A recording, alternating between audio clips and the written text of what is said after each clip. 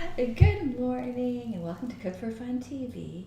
The time is approximately 9:04 in the Eastern Standard Time Zone. Today is Sunday, November 26, 2017, and we're broadcasting to you live from the Greater Toronto area of Markham, Ontario, Canada. And I'm just updating our menu and our Nightbot commands, then we're ready to roll. Yeah, so today we are making cola chicken, and it's by viewer's request. Okay, by Pero Kitty of Germany. And we're also making Solyanka, which is a Russian soup. And this is a request by Colonel Guga, another viewer. Okay. And I know we have to fix our screen. Oh, okay, let me just do that quickly.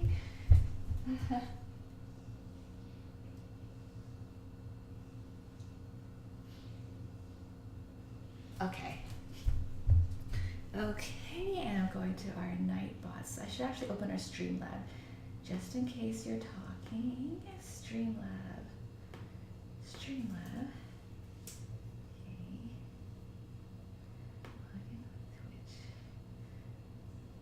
Yeah. And the recipes are posted on the channel page, but I'm also going to get them up in our Nightbot for people who want to enter the recipe or menu command. Great, so I hope I didn't miss any chat. Yeah. And I do have to turn off the Twitch website so that I don't get any feedback from the volume. Oh, okay, so it's muted, just to avoid feedback, okay. And now I'm updating Nightbot, so we've got our, I'm just gonna pull up the recipe. So I'm using, for the cola chicken, this is straight from the Coca-Cola website. Yeah, cola chicken. Pero Kitty had mentioned that the barbecue sauce used in Pero Kitty's version has a bit more ingredients in it. I went with a really basic one, which is by Coca-Cola itself. And it basically just adds a sweetness to it, because pop or cola is known for being really sweet, and any other flavoring you like, such as spicy or acidic, that could be added too. And we're actually going to add a bit of pickle juice, yeah, in the marinade. But yeah. Okay, so that's cola chicken. Then I'm just going to grab the recipe for our Solyanka, which is a Russian soup. It's known as a comfort soup, very popular, and some know this as a hangover soup. Yeah, it's in this recipe that I'm about to post, the author mentions that it's a very hearty soup that tastes like a smoked meat sandwich in a bowl. So it's got a lot of meat flavor going on. Hello, Debla Dove, how are you? And it's the first time I'm seeing you in the chat room, so welcome to Cook for Fun TV. And as you can see by the flags to the sides of our screen, are there flags missing on this side? Uh-oh. We normally have flags on both sides of the screen. Flags to the right, flags to the left. Oh, they're hiding. Okay, let me check on that. But please let us know what country you're tuning in from. Uh-oh, so good morning, Sinai Project. How are you? And welcome back to our stream. Good to see you again. And I'm just noticing that the flags are not showing up on the right-hand side of the screen. We're gonna have to get a little bit of help with that. Yeah, I know. So in my OBS software that I'm using for the stream, maybe I got to refresh this. Okay, so curly bracket. Okay. Okay, I'm going to have to send a text to Mr. Cook for Fun. He'll help get that back up there. I wonder if the other view shows it. Oh, that's so funny. It shows up on that one, but it doesn't show up on this one. It's like the opposite. Something is happening. Okay. Okay. That's not good. How could I? How do I fix that? Flags on the right. Okay, I'm gonna mute this and holler up to Mr. Cook for Fun.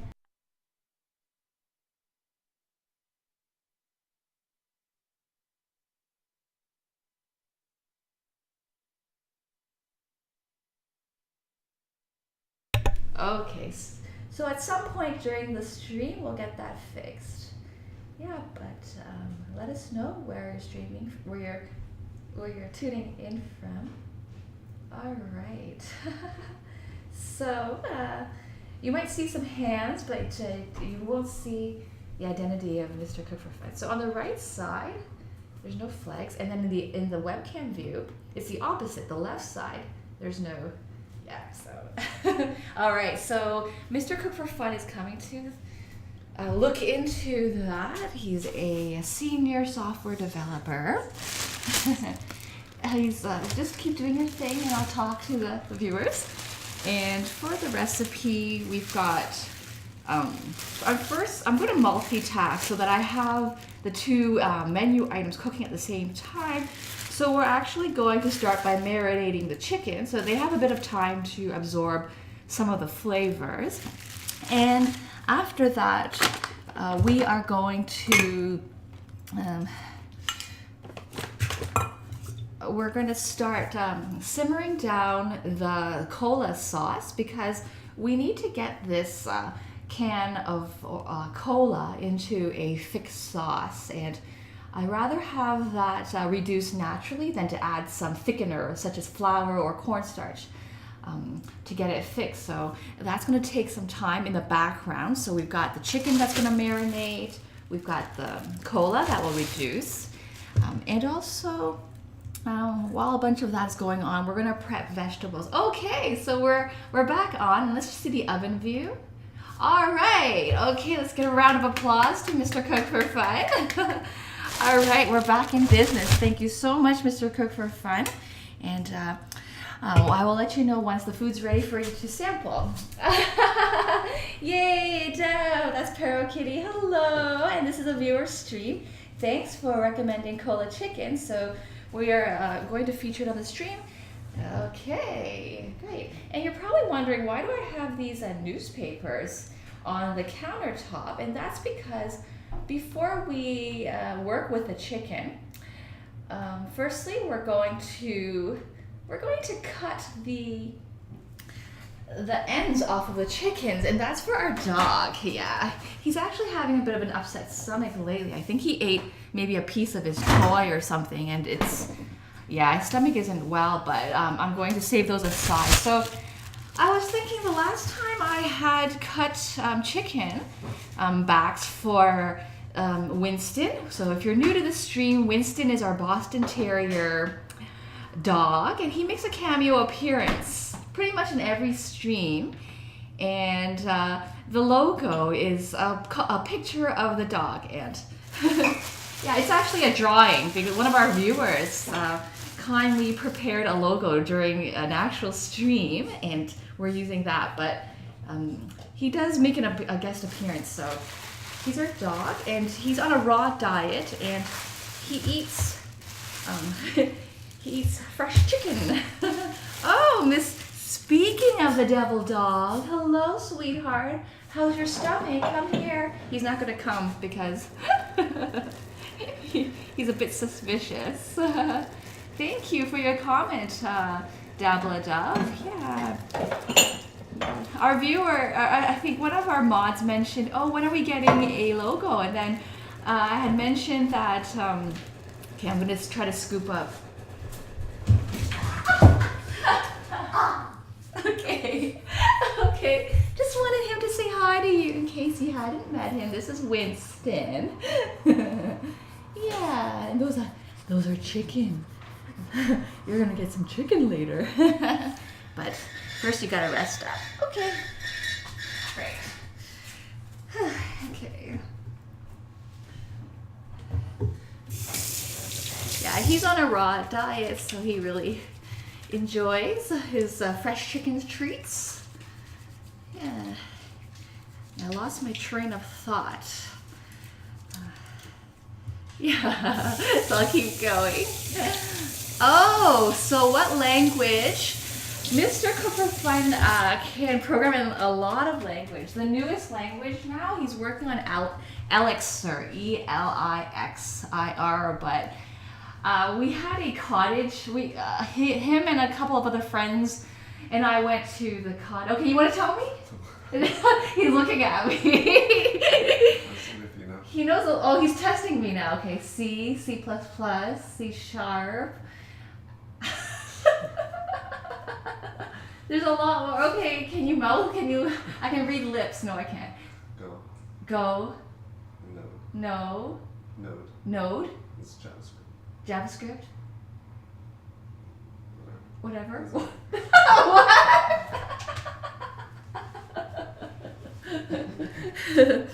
Elixir is the new one. Yeah. Yeah. He's working for a startup. Yep. Okay. So you're a Java Python developer. Yep, he does Python too. Java. Yeah. I programmed in Java a long time ago when I used to take computer science, but that was a long time ago. Yeah, I'm in a very different field. Okay. Oh. Okay. All right. Okay. The camera moves on its own. And sometimes the fridge moves on its own. I think it's all covered up right now. But sometimes it opens on its own and some milk disappears during the stream. Now I'm curious. I want to list out all the programs. This is a test because he's standing there and he's trying to see if I remember all the languages he knows. I'm going to grab an apron. What else? Node. What else? Oh, he's teaching me some markdowns for website development. Yeah. Some common markdowns. No S, just markdown. Oh, markdown, no S. Okay. No S. Oh, you're happy about what we're cooking. Okay, that's awesome, Pero Kitty. We're actually, so I had 2 cans of pop. These are leftover from Thanksgiving. So the Coke is actually Coke Zero, but we can enhance the sweetness. We're gonna add brown sugar. It's not the original Coke. This is Coke Zero. And we have root beer, so I figure maybe this is more closer to the recipe using Coca-Cola rather than A&W root beer. So we'll do that. Oh, that was Winston. Are you okay? Hey, Mr. Cook for Fun, Winston is choking again. Okay. All right, that reminds me. I'll have to grab brown sugar, or maybe Mr. Cook for Fun will grab it. Brown sugar, thank you. Okay. Oh, is Java short for JavaScript? No. They're 2 different languages. Oh, so a cyanide project said, please don't do that. I attempted computer science, but I ended up teaching myself. Wow. A lot of programmers are self-taught, and it's very admirable. One of my husband's former colleagues taught himself computer science and never studied it at all, like formally in an institution or a university or school. Yeah. So, yeah. It must be self-interest to be able to teach yourself without being under a school regime. Yeah, so that's really, really interesting. Yeah. And it's such a big field too. Because my husband was looking at one of these softwares I was using that it's a document assembly software that helps generate these forms after you enter the fields. And then there was a problem with it. The integration wasn't working for a specific feature. And then he said, when he looked behind the scenes, he said that it was very, very old technology, like 30 years old, and they're not hiring new developers. So really funny. Dev for Fun. Oh, maybe we need a channel called Dev for Fun. There might be a channel. My husband was looking at different usernames and in anticipation of starting a programming stream, but then he saw that all these usernames were taken, and then eventually he decided to watch people. But he really enjoys Twitch and watching people as well. Apparently everyone here is a dev, including me. Oh, really? Oh, Pearl Kitty's also a dev. Is that the word, dev? Yeah. All right. I guess I could actually cut up all the chicken. Okay. There's some brown sugar. It's in a square package. And yep, that looks right. If it's not that, it looks something like that.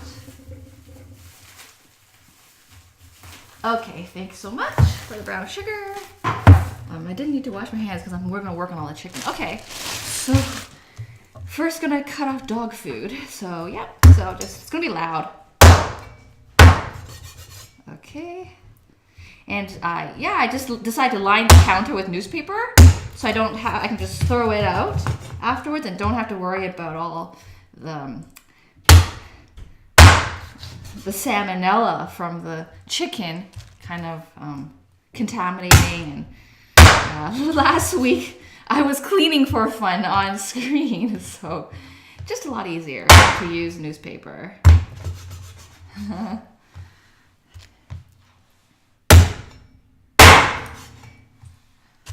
Yeah. So we don't eat these anyways, and the dog does, so we're just saving some dog food for him. Actually, if I had a bone grinder, I would actually buy him various chicken parts and put it through that. Currently, I buy the raw dog food at a dog boarding company, like a dog daycare. They sell the raw food. But I would rather prepare it on my own. Yeah, and it'd be a lot of work to be chopping up chicken. Even he finds this a little bit big. Yeah, so. Yeah, he is going to be happy. Hello, Kent. How are you? Oh, thank you. Such a nice comment. And again, thanks so much for tuning in. It's really late. It's almost 10:30 in Singapore. So thanks so much for stopping by before you hit the sack. And the last stream, you had mentioned in the chat room that so we made that week, last week, it seems like a long time, but we made kimchi jjigae, which is a Korean stew. And we made the potato a dish. Yeah, but you were mentioning you had, I think, kimchi. No, you didn't mention that. But you wanted to know something. Yeah. and that you'd ask. Oh no, you said you had a cooking contest with your coworkers, and that you would tell us all about it in the next stream, which is today. So would love to hear about that if you would like to share or have time to share. That's fun. I've never had an actual cooking contest with friends or anyone. I once was featured on another stream earlier this year, like not too early, like April or May. It was Reteni's Kitchen, who's another streamer on Twitch, and he was having a I think 12-hour or 24-hour marathon on his channel to celebrate the subscription button that they got. And there were various other cooking streamers that were scheduled to appear via Skype video. And so I was on, and we were having some contests. One was to pick up rice grains using a fork from one bowl to the other bowl, one grain at a time using a fork, and one was to use a butter knife. There was peeling an apple, I don't know, there was another thing. I think there was maybe chickpeas. Yeah, so. Okay, so I'm gonna put the bones in the fridge.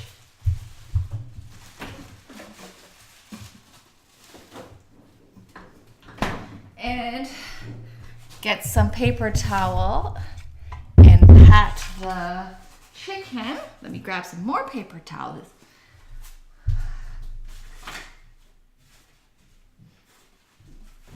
Okay. All right. They're just square napkins from like takeout and stuff that we didn't use. Okay.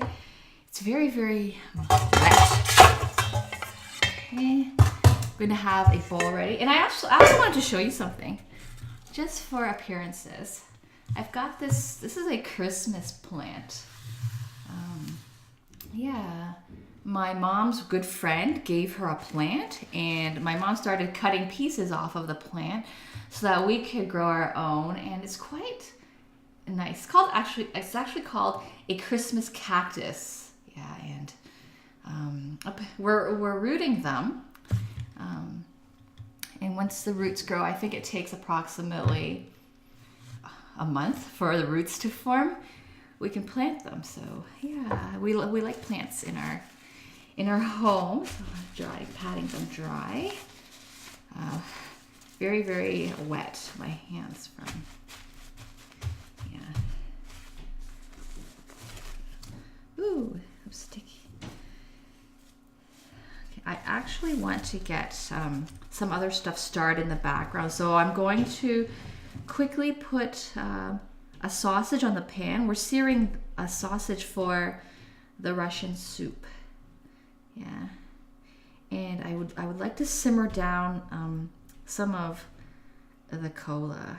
Just have that simmering in the background. So I'm gonna have to wash my hands and go back, or I could get a tissue. Can I do everything without washing my hands? Maybe not. Okay, I'll wash my hands.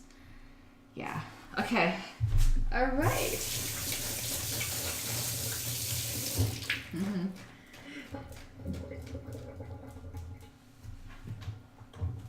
I might have fell behind. My Nana has one of those. Oh, okay. The Christmas cactus.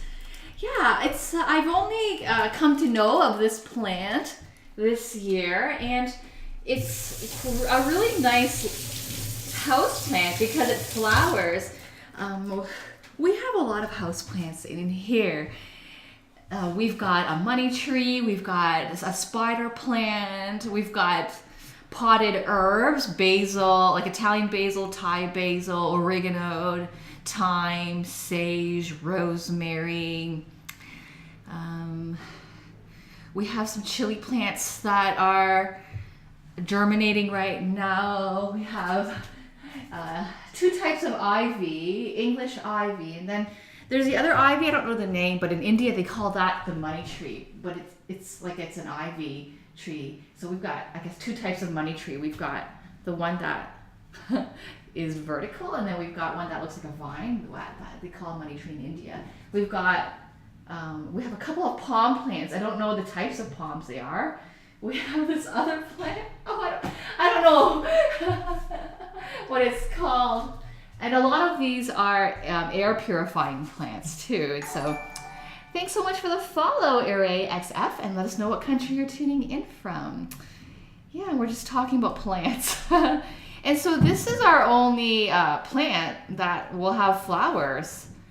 The spider plant has some flowers, but they're really small white ones, and then they quickly turn into saplings. And I'm looking at my spider plant right now. I probably have around 30 saplings that have grown, little babies, and I repot them and I give them to people. When I have visitors come over, like I give them little plants. I'll show you my collection of plants for our guests.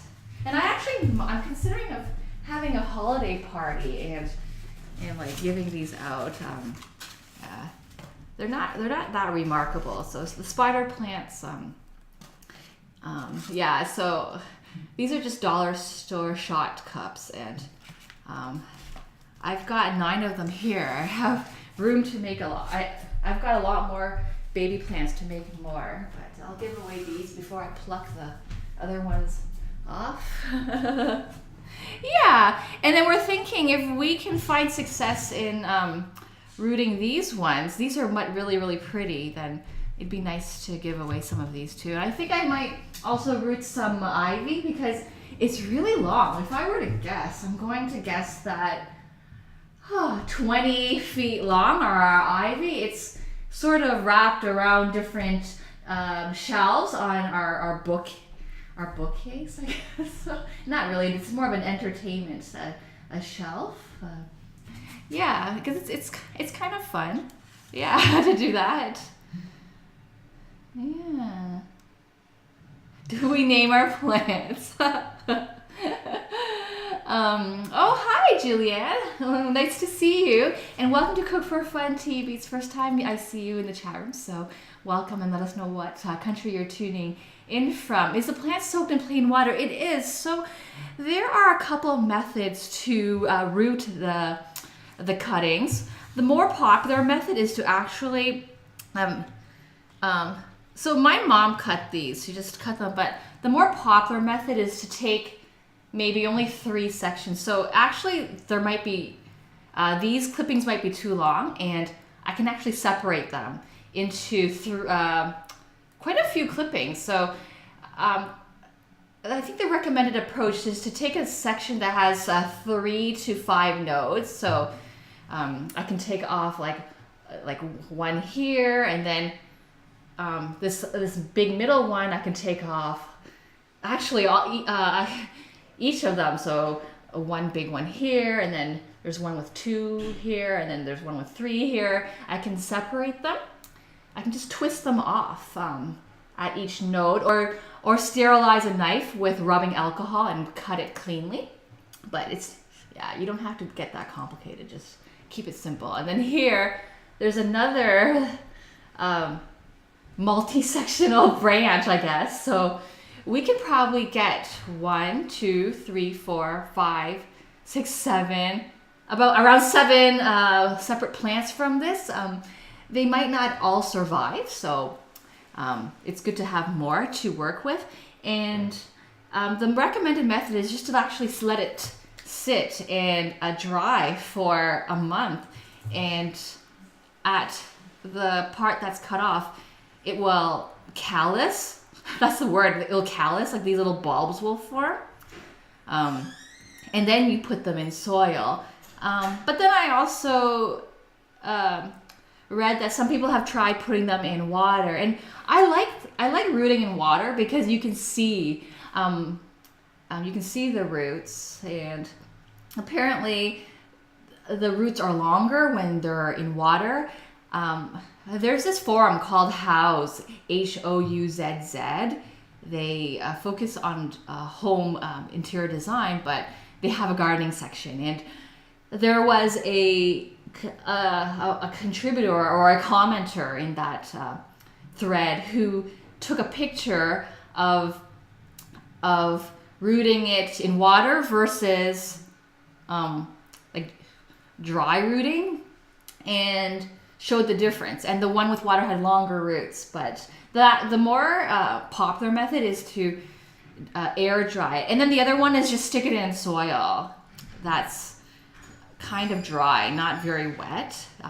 As wet as the water could rot the roots, apparently. I don't know. Yeah, so I like the water method. I've always done the water rooting method for my spider plants before planting them.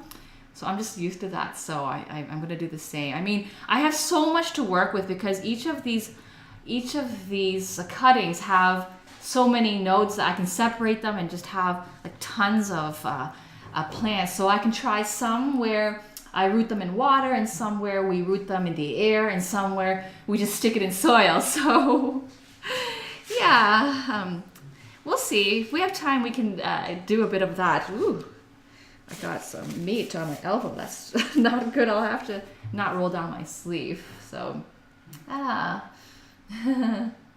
don't have the Dominican Republic. Okay, so let me add that. Yeah. I hope it's not hiding there, but I'll make sure to add that. Thanks for reminding me, AR Maestro. Yeah, and don't be sad. We'll get it added. Kebab, Ire. Yeah, what are you referring to? Yeah. Or kebab. Kebab. Kebab. Kebab. Is that a name of a place? Yeah. Okay, and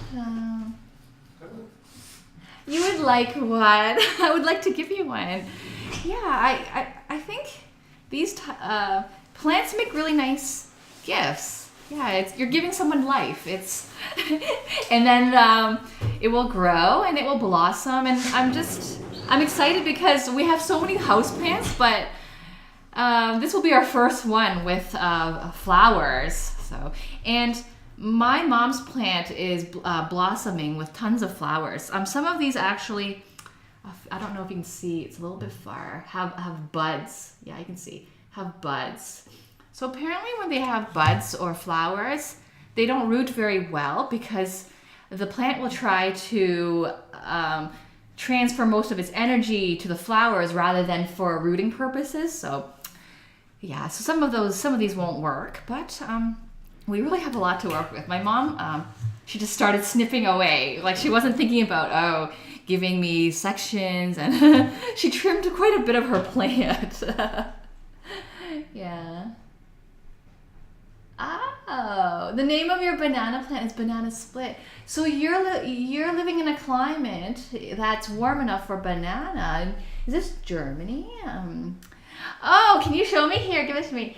We got this during the 11/11 sale on AliExpress. So I know Kent0456 mentioned that it's a Singles Day on 11/11, November 11, 1111.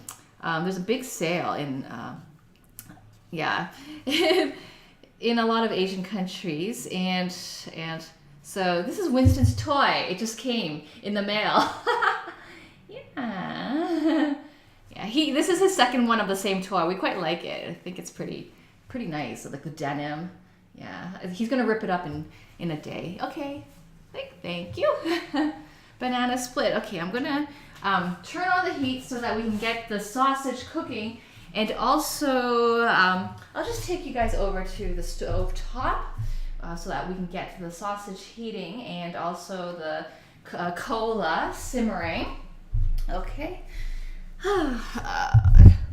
I guess I need a microphone, an ear microphone, so I don't carry the Yeti back and forth.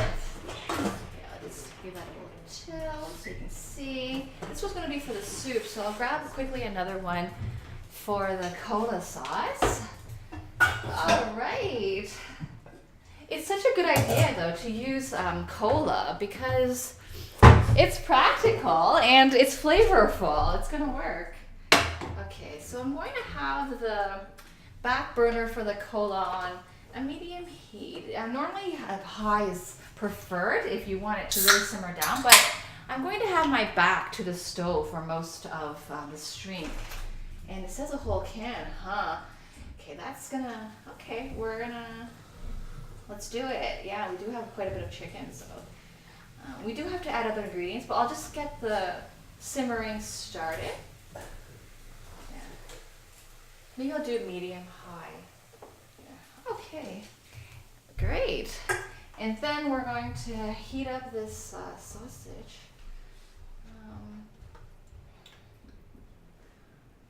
On a low medium, okay, because again my back is facing the stove for safety purposes. We just keep it at a temperature we could feel comfortable with, that it won't burn. All right, you know what? I'm just gonna put on my gloves. These are new. These gloves are new. I bought these. Oh, okay. Let me change the camera back.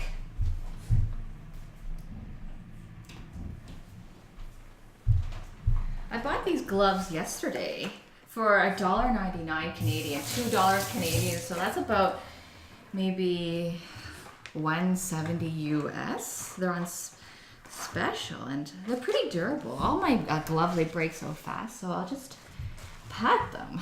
There, I don't have to feel like I'm gonna get all salmonella all over my hands. And then I can continue chatting with you. Banana split. Well, bananas do split. The banana trees, apparently every year they die and like they do split. They kind of fall. That's from what I recall when I've seen banana trees. I saw banana trees in Costa Rica, so Kent definitely knows more about that. Kent's in Singapore right now, but is one of our early viewers when we started last. We actually started in December, and I think Kent was one of our early viewers in January, and moved from Costa Rica to Singapore. So, yeah, and I always mention this. I do have quite a connection to Costa Rica because I got married there. So, yeah, we had our family moon and our honeymoon in Costa Rica.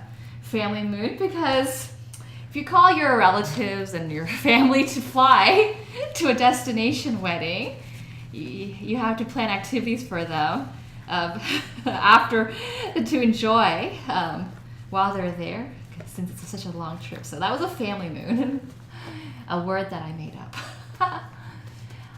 Do you need to add some nutrients to the water?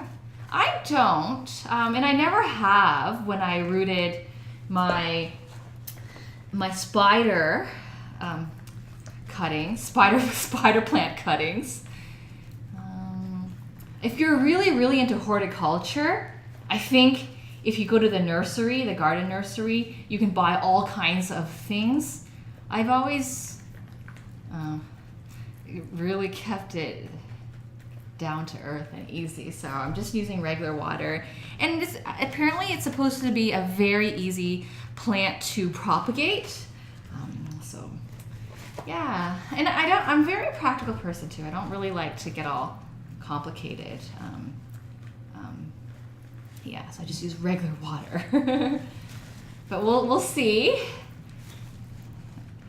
For the people that like to stick it right into the soil, some people dip it in a rooting hormone, or they dip it in honey before they stick it in the soil. Yeah, I did that for a money tree clipping. It worked, but I didn't like how I couldn't see the root grow. I noticed that it did grow, but it just, I don't know. I kind of feel like it roots faster in water. Like you can see it and they grow longer. I quite like that. I won't get these very dry, but I'll just try my best because they're just really wet. So just kind of pat the excess. I think some will die. Yeah. I think any of the ones that have flower buds. And I did read that in some of the comments in the forum that like some might die, and it's better to have extra for allowance. Yeah. Oh, okay. That's okay, Jillian. We can talk about anything that is of interest in the chat room. This is one of my interests too. Like I like propagating plants. It's fun to multiply your plants. Yeah. And I've given some spider plants to coworkers, and after a year, they started to grow more saplings. So it's fun. In 1 year, they grow more babies. Yeah. Maybe at the end of the stream, when we move the webcam over to the counter, I'll turn the camera and you can see our spider plant. It's quite big, and there really are like around 25 saplings. And you know what? Some of these saplings, I can see multiple. I can tell that. So like each plant has that starburst sort of a opening, but I can see some of these saplings have multiple openings going on with the way the leaves form, so that I know that they could be potentially multiple plants within one sapling. And what I've actually tried last week was getting a knife and further subdividing some of these saplings. Yeah. Saplings, shoots, babies. And then I rooted them. I actually rooted them first and waited for lots of roots to grow, about 2 inches worth of roots, and then I divided them again when I saw that there were more of this action going on, that I felt that like each sapling had multiple plants. Then I used a knife and I further subdivided them. Like I had to cut through some of the roots, but I made sure each section had its own root system going, and then I continued rooting them, and then I planted them, and they're surviving. So a lot of these saplings can further multiply. Like, why not get more plants out of your plants? Yeah, it's just fun. It's a lot of, I like giving it to people, especially when people bring their kids over. And that's a lonely sausage. Hi. Sorry, is it Traeger or Freger? The top of the first letter is cut off in my Streamlab. Welcome to Cook for Fun TV, and let us know what country you're tuning in from. Yeah, looks like a wireless body mic. Looks like wireless body mics are about 30 to 40 US on Amazon. All right. I can look into that. Yeah. Hello, Angela Core. It's been a while. How's it going? Cola sauce. Yes. So we actually have in the webcam, you can see to the very right a pot of dark liquid that is Coca-Cola. Yeah. So Coke and any pop or soda in general is loaded with sugar, which makes it very unhealthy to drink it. You're actually drinking a lot of sugar when you're drinking it. It tastes good though. It's very, very refreshing. So I'm not going to preach to you about like your health, but because it's loaded with sugar, it makes for a very good marinade or sauce. A lot of delicious chicken sauce is based with honey. Is honey based, right? Just think of your honey garlic chicken sauce. That's if you're in North America, I guess. That's a really popular sauce. All right, so we could discard anything that's covered with blood, including this newspaper here. Yeah, I'm just gonna catch up on the chat before I do any cleaning. Yeah. Yeah, cola sauce. Cola is more universal. If you say Coke or pop or soda, to get it universal, cola is more familiar. Yeah, we're an international community, so it's basically Coca-Cola. Yeah, how is that? Like, I haven't tried out. So we often try recipes for the very first time on the stream. We're very happy to do that and just to learn and explore more cooking ideas. And I just love that idea because if you have a party, there's often these jugs of cola left over, and the fizziness goes away after one day, and it's just not the same. And it's a great idea to find another use for it, give it a second life, and not pour it down the drain or not waste it. Use it to cook make a delicious sweet sauce. We were talking about programming earlier. Yep. Yeah, but now well, you've got me motivated, because if a lot of viewers here are developers, then that's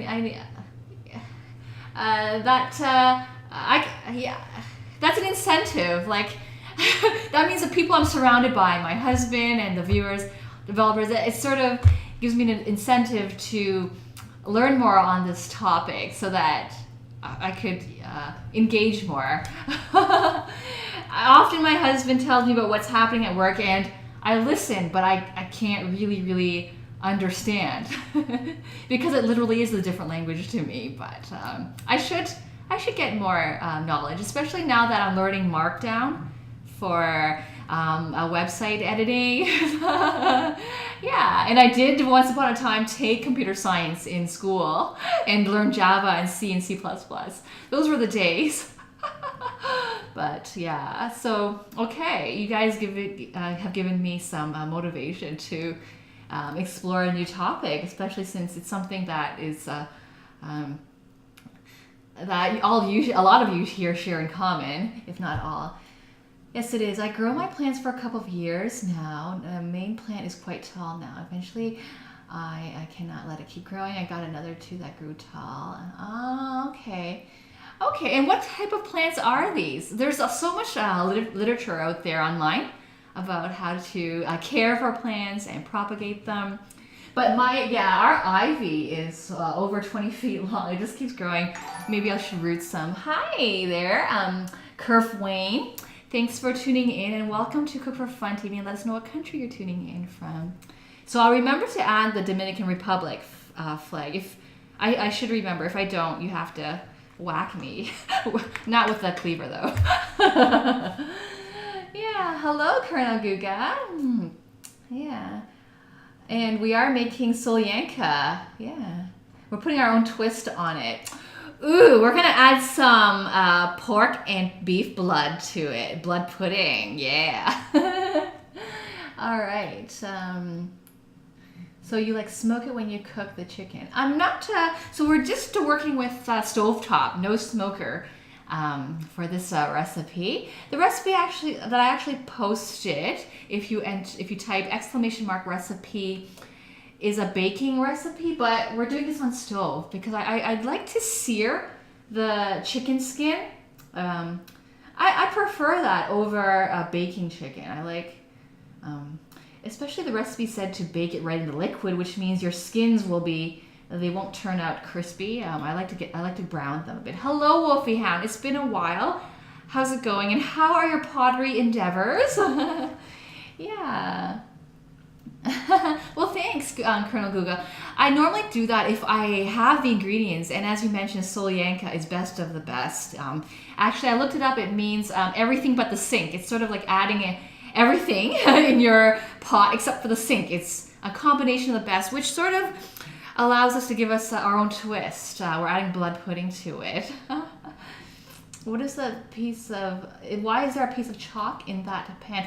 And that is sausage! We're all nerds. And as I mentioned a couple streams ago, I would pick being a nerd over a social butterfly any day, because nerds rule. Nerds invent all of the important things that we need. So totally, yeah, I'm totally all for nerds. Yeah. I'm pretty nerdy too. Yeah, I had laser eye surgery in 2006. I don't want to say that just because glasses don't signify being nerd, but it's just like I got extreme myopia. But that could be from doing non-nerdy things too. Okay, pandan plant. Are you tuning in from Asia? Because pandan is a popular plant in Southeast Asia, I believe. It's got a lot of, it has got a lot of health benefits. Yeah. You're from the U.S. Kerf Wayno. Okay, Wayno. Okay, I read that as an E because my eyes aren't doing very well. Okay, grow your own tomatoes at balcony. Okay, tomatoes are nice. Yeah, and fresh tomatoes are really, really nice. We did that too. We had quite a few in some of our earlier streams. You can see we had a variety of heirloom tomatoes. Some were yellow tomatoes. We had yellow cherry tomatoes. We had red tomatoes. Yeah. Eric needs to buy new ones, but more personal grow. Yeah, it is more personal. And then when you can multiply them, that's fun too. Hi, Zolma. How's it going? We're making Solyanka. Please give me Russian presenter. Fortunately, I don't speak Russian, but if you like anything translated, we just rely on the community to help out. Yeah, with Google Translate. Yeah, salam. Oh, hello, salam to you, Glorious. Where are you tuning in from? I don't want to make any presumptions, but I was living in Tehranto, Tehranto. So that's Toronto. And this is the Persian part of Toronto called Tehranto. It's just like a endearing nickname given to that community. And I learned the term salam, which means hello. So yeah, salam to you. Yeah, and it's located in this really, really famous nut shop called Tavazo. So if you're tuning in from Tehran, Iran. There is a very famous chain called Tavazo, and it's amazing. Actually, we'll probably go there to buy some Christmas presents. All kinds of nuts, like pistachios, but these, expensive, delicious nuts. You made 8 items yesterday: dishes and a penguin salt. Whoa! You made 8 pottery items and a penguin salt cellar. Wow! I'll look that up. I'm not familiar with that. I like that there's a word penguin in it. Is there a knack? A knack. What is that referring to? Do not poop in this pan. Okay, that's a sausage. It's not the other type of sausage. At the very least, you're gonna meet a lot of Asians if you stream at this time. Yes, because of the time zone. Yeah, but there's actually a good mix. This is actually a really good time for the various time zones. We actually get all the time zones here. The Asian viewers before heading to bed, the European, and who are heading towards dinner time. We get quite a variety. It's morning here. Okay, and I'm gonna catch up. What do I have to do? I lost my train. I should start marinating soon. Yeah, okay. We get quite a bit of US here, and the Europeans who are, heading into dinner. You're from Ankara. Ankara, where is that? I heard the name before. Please refresh my memory as to where Ankara is located. Is this pea boiling? It is cola. It is Coca-Cola. Turkey has so much wonderful. It does. It does. I've only tried. I've only tried a couple, and I wasn't even sure if they're Turkish or they are Middle Eastern influence. Your pandan multiplied itself. It grew baby plants. Okay.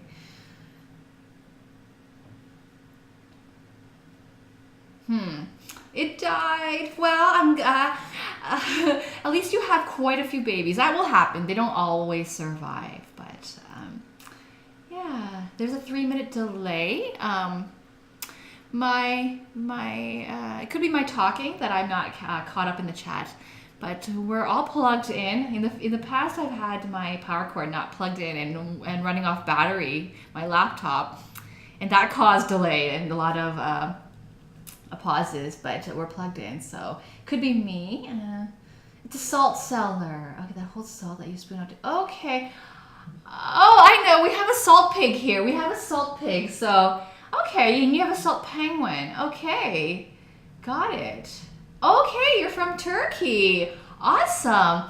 Well, please let us know about some of your favorite, and that is extended to all of viewers too. What are some of your favorite dishes from your own kitchen or your home country. Because we always like sharing and learning here. Yeah, tuned in since 8 a.m. In US. So you're actually, okay, you're in the mountain time, not mountain, you're in the, what do you call that middle section?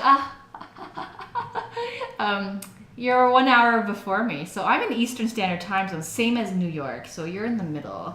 You're like over a bit. Yeah, okay, it's talking. Yes, me talking. Okay, so I'm going to just give these a rinse because they're covered with chicken blood. Chicken blood. And then I'm going to throw out the newspaper, and then we're going to marinate the chicken. The recipe didn't say to marinate it actually, but I'm just going to do that. It'll help it.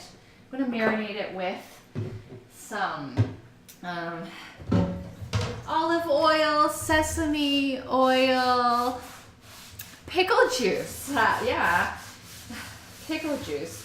That's another item that I can never use up, and I feel too bad to throw it out. Pickle juice, and I'm reading right now because I don't remember. Salt and pepper. Yeah, and I'm gonna stick that in the fridge so I can marinate for, I don't know, a minimum 15 minutes. Okay. All right. I don't have a drying rack.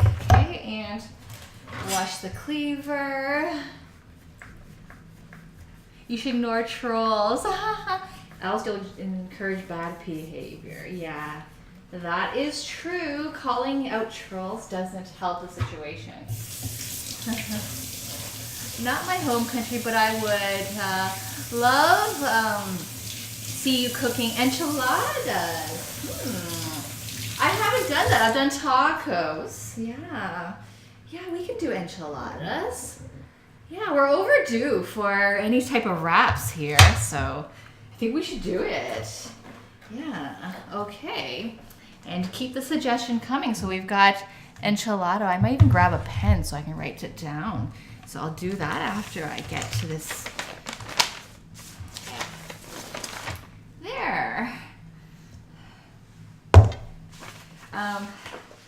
Sometimes I use newspaper too as a makeshift tablecloth. If you don't have guests over or whatever, it's really casual, like your guests don't like care about appearances, you can align the table with newspaper and then you don't have to wipe down the counter. Yeah, I'm wondering if I should recycle this, but it's covered with the salmonella that I don't want the collection people to, like, I don't know, so it's going in the garbage. Okay, let's start marinating.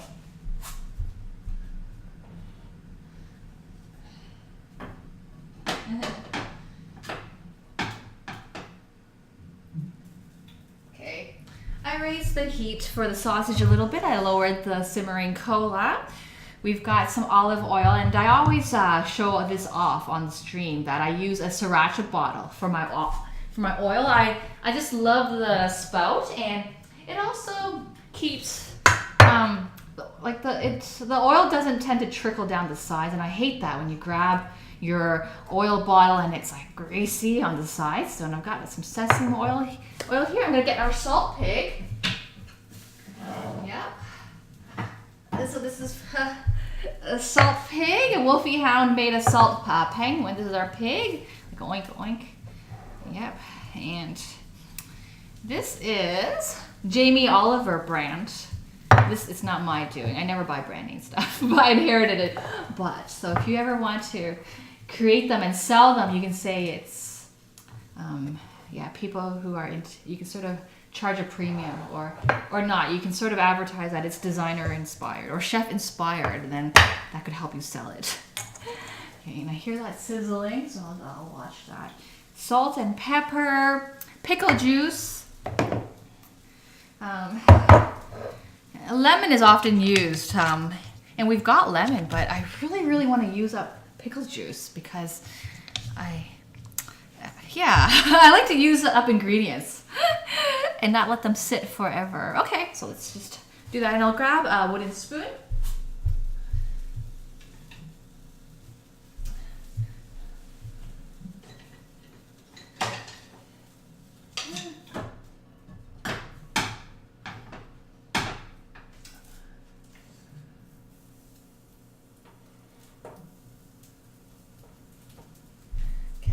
All right. I have tongs as well, but I'll just use 2 spoons. Okay. You're gonna steam some cakes. I did a steamed cake yesterday. I used a basic white cake recipe, like so basic, like eggs, flour, butter, sugar, baking powder, milk, and vanilla. And I used a springform pan that was greased and I steamed it. My mom really, really enjoyed that. She doesn't really like baking a cake as much because she's afraid of like the parts that get golden brown, like it's she thinks that's not as healthy. Like that's sort of related to a Chinese medicine concept of cold and hot, and she generally tries to avoid baked food because like the browning process is the process of trying to get burnt, but it's not quite burnt yet, and she prefers things are not baked. And so she really enjoyed the steamed cake. And so now I have a steamed cake for her. I've got some in the fridge too. A table. Yeah, you can use, I think that's what you're referring to. I don't know, I use a newspaper to line as a tablecloth. Not always, but sometimes. You should just do a comfort food day where you just make a bunch of unhealthy. So what we've done spring rolls quite a lot on this stream. Vietnamese spring rolls. They're so good. I made them for, my background's Chinese. And for our Lunar New Year stream in January, Lunar New Year is the new year of the moon, or New Year according to the moon calendar. In Asia, that's highly celebrated because I think the moon calendar came first before the Gregorian calendar came, and so that's still celebrated. And spring rolls is a popular New Year's food item, but I was like, I don't really like Chinese spring rolls. They just don't hit the spot for me. I like Vietnamese spring rolls. The skin or the wrapper is crispier. It's just so good. So this is the olive oil. Pickle juice time. Okay, I'm gonna get it. I'm gonna use this. Okay, I'm just like watching what's happening back there. Okay.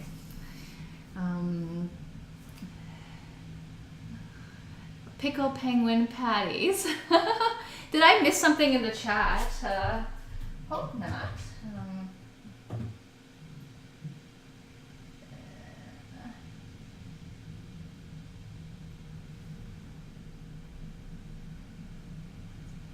Oops.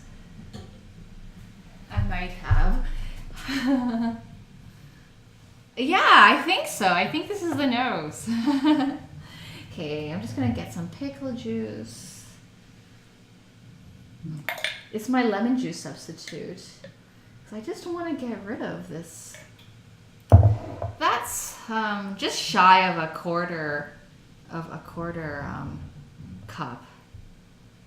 That might be too much. I'll see. Okay, so I used 1/8 of a cup, which is approximately 2 to 3 tablespoons. Okay, and we're gonna save this pickle juice for the Russian soup, Solyanka.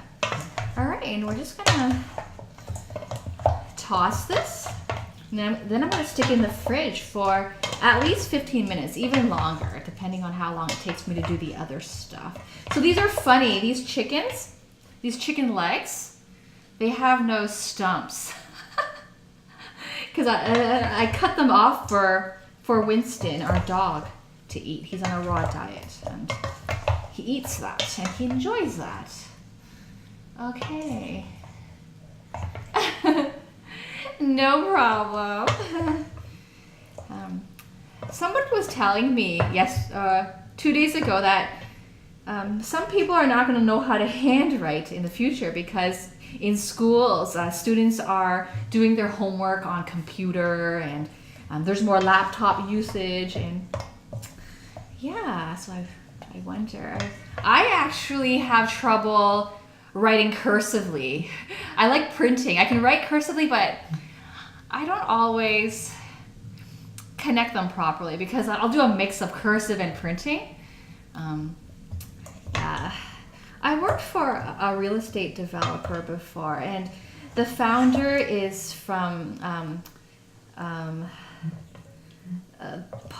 Punjabi, from the Punjab province of India, and a lot of people who grew up in India, their cursive writing is so nice. It's perfect, and when he signs documents, it's so nice. Or when he writes notes, they're so nice. So, yeah. He told me that when they had to do tests, they got partial mark, like maybe 1% or something, on their penmanship. So it's pretty much freebie marks if you can write nicely. So so that really helped to encourage people to write nicely, cursively. Fun fact, salt pigs are originally named for the red clay called... Oh! Interesting. And this is heavy, by the way. I don't think it's meant to hold like that. Okay, so this is going in the fridge. And then I'm going to start chopping ingredients for the soup. Okay.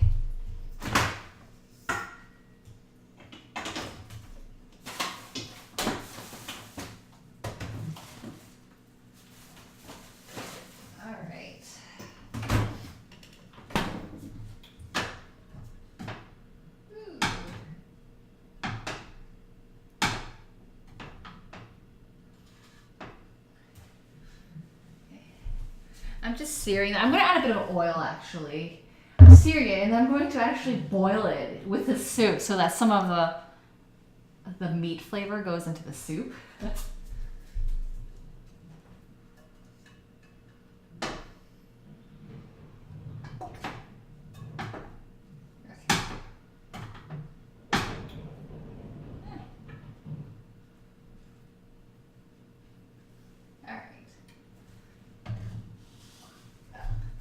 Okay, so let's get prepping. I'll start with potatoes because we want those boiling soon. And I'm also going to grab a carrot, and I'll return to the chat. I see that I'm falling behind.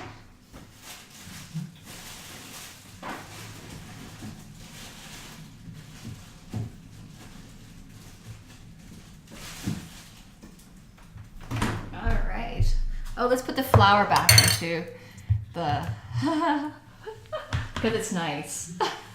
There, that's a nice flour under the menu. Okay. So this soup recipe has a number of ingredients, but I'm first going to catch up before So Colonel Guga, your Chinese ex-wife was always interventing into my cooking plans with this hot and cold. It's quite common.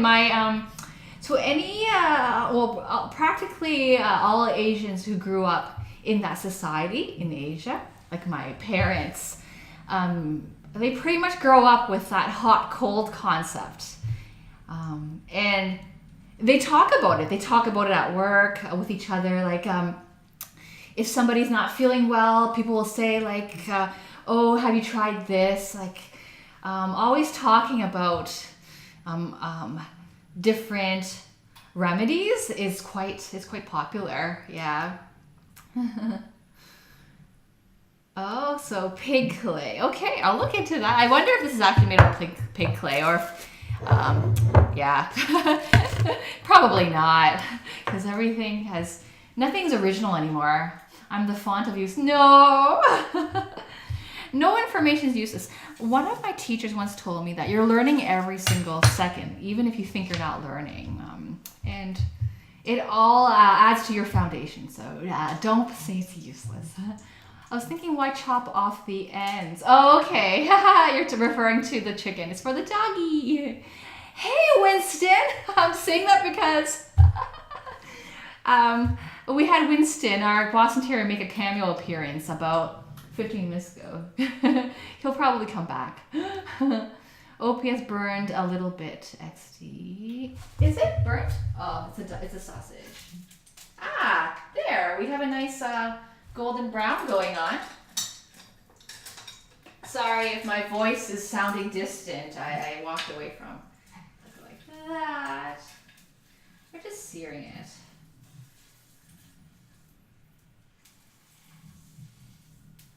Okay. Oh no! Oh shoot!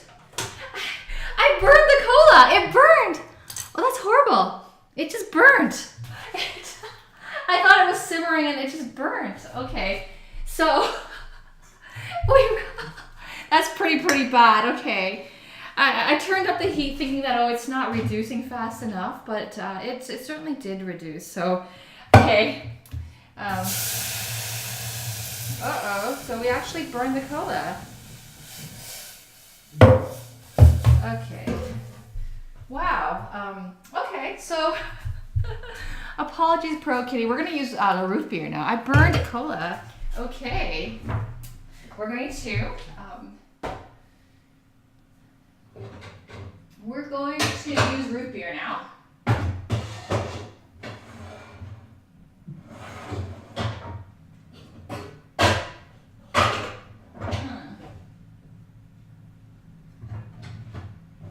And I'm so nervous because that wasn't supposed to happen.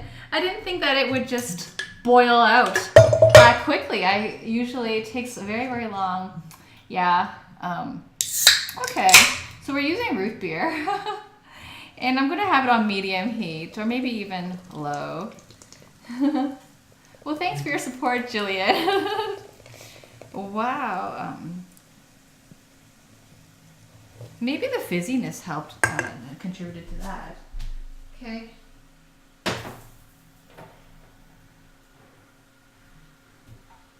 Huh.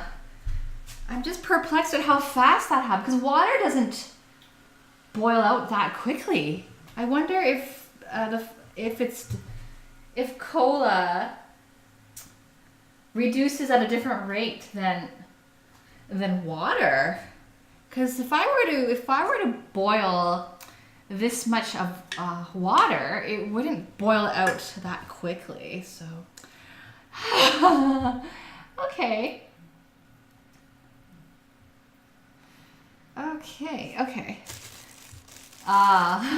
Super high content. Oh, sugar. Oh, okay, got it. It's sugar. Simmer some sugar. Okay, well, I took a new pot. Yeah, but thank you for that. But I'll do that. Got some brown water going on here. And we have Barkeeper's Friend, which is a cleaning agent too. But yeah, we can try that method, the vinegar. But I'm gonna do that offline. Okay. There is no sugar in zero cola. Yeah. Watch the fire and stir gently. Okay.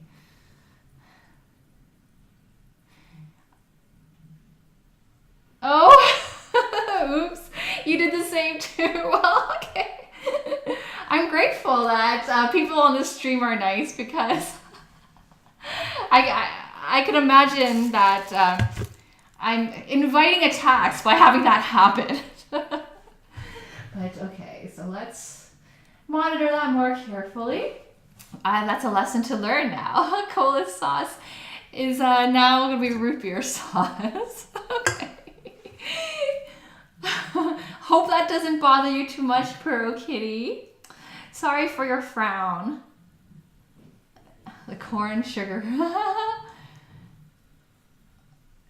Okay, so I'll pour vinegar in there. Okay, I do have vinegar. Is it hot underneath? Okay, it's not that hot. I'll do that right now.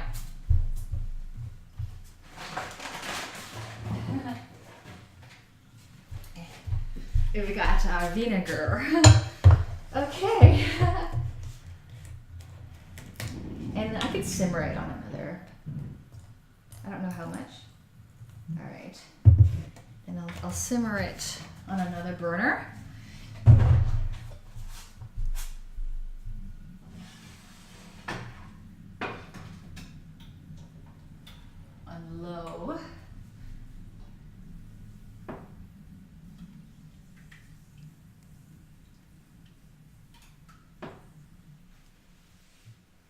All right. Okay. Okay.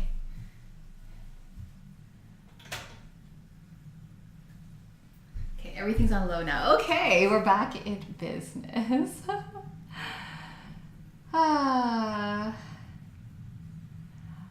Sparkle water or sodas with tenderized meat.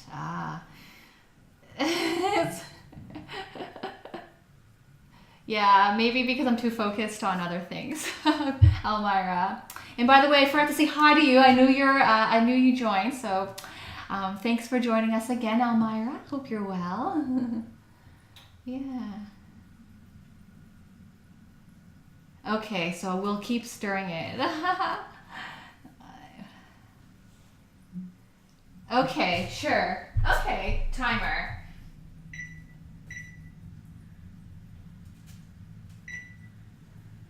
Okay.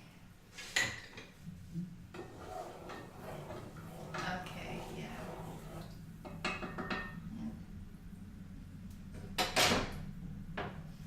yeah. The vinegar's on low heat. I didn't even crank it up.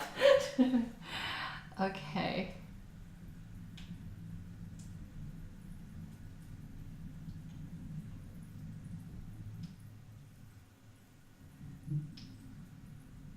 Okay, just stay at the stove. I will actually. So I'm just going to peel these. So this carrot, it looks really, really bad, but I discovered you just go like this and it's good as new again. So yeah, we just like to emphasize not wasting. Speaking of wasting, I wasted a can of cola. Okay, so 1 minute countdown for the root beer. Okay, so just quickly cut these up, and we will move it to the stove area. I know, people. I know you're concerned. Thank you. That was a surprise. Yeah. Okay. Thanks for your help and advice. So we won't let that happen now. Okay. Yeah, that's true. And I'm going to peel these potatoes too, and then we can move it to the stove area. Yeah, we've gotten a lot on the burner.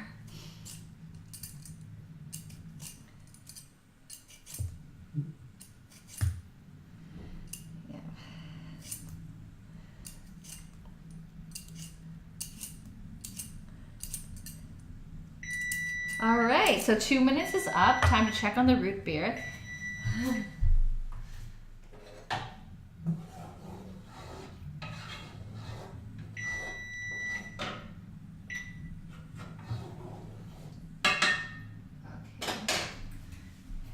And after peeling these potatoes, we will move it to the stove top. And I didn't set the timer again, so I'll just make it quick. Hi, Yellow Lemonade. Okay, bye. Well, thanks for dropping by and have a wonderful rest of the weekend. We have to post-check the root beer every 2 minutes.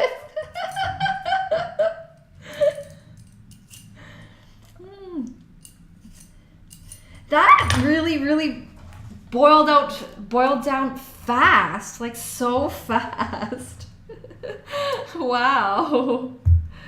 Wasn't expecting that, so now I learned. Yeah, to be careful when working with sweet liquids like that.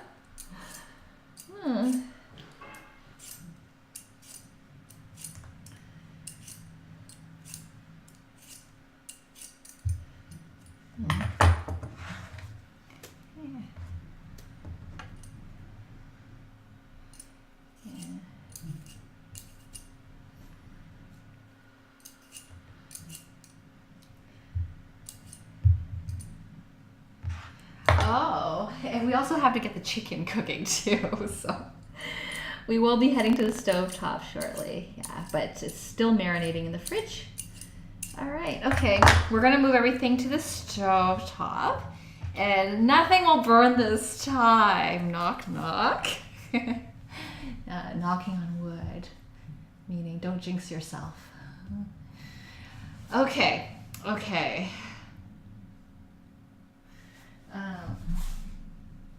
Oh, it's all right. It's just a little bit dark, but it's not. It's still okay. And I turned off the heat. Okay. All right. Okay, we're moving to the stove top. But thank you all for your concern. Yeah. It's dark sausage. The smokiness will help. But yeah, this is something my mom wouldn't like to see. The burnt or any browning like that on the sausage. So okay. What I can do, I'll move the vinegar to. We're getting a little bit cluttered back here. Okay, we're gonna just show you half of the cola, and I'm gonna move this. I'm gonna put this up here. I've never used this burner. It's a warming. It says warming zone on it, so I guess that's all right. Okay, then what are we gonna do? Okay, I'm gonna share the pan with the chicken. Okay, so it's like really brown. It's like very, like it's borderlining burnt, but it's not burnt yet. And we're gonna, this is a bit warm, but this is wet, it's okay. Yeah, okay, I'll get some chicken.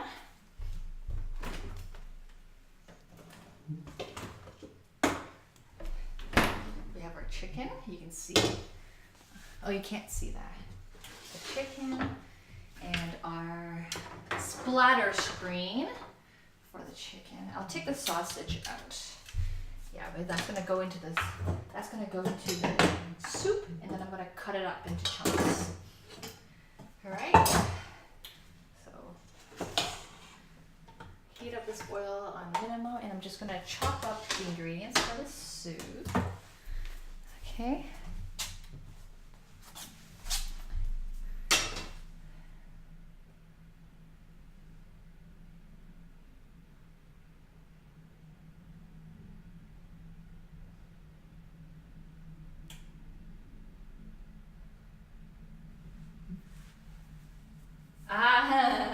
So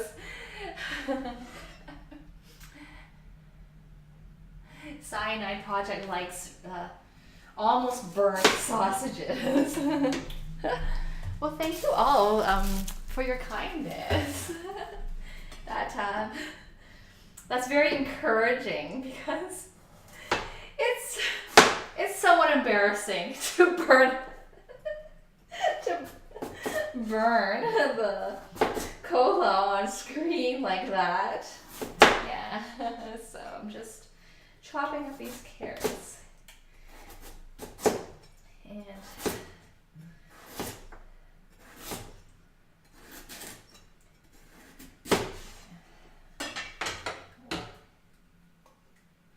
I might actually have to thicken the root beer.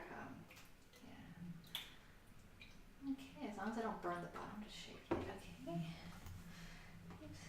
Cut up the carrots, cut up the potatoes into chunks. And these are going to be boiled in our Solyanka soup.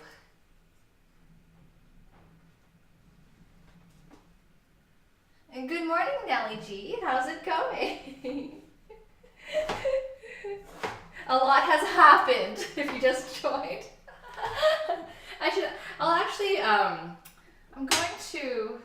I'm gonna move this pan shortly. I might finish the cleaning process after the stream.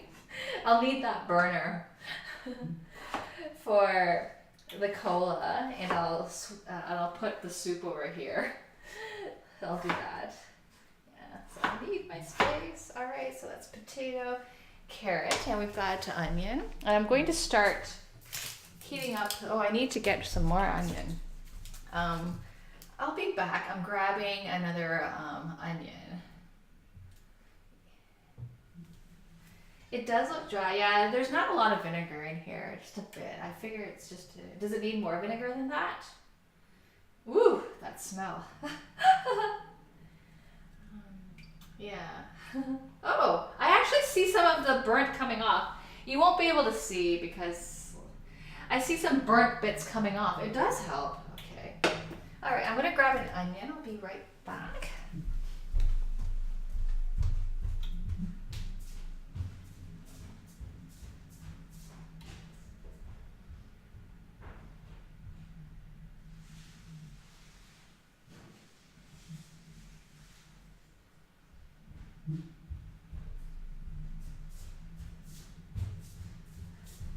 Okay, I'm back. See the root beer? Okay, it's on low heat. So.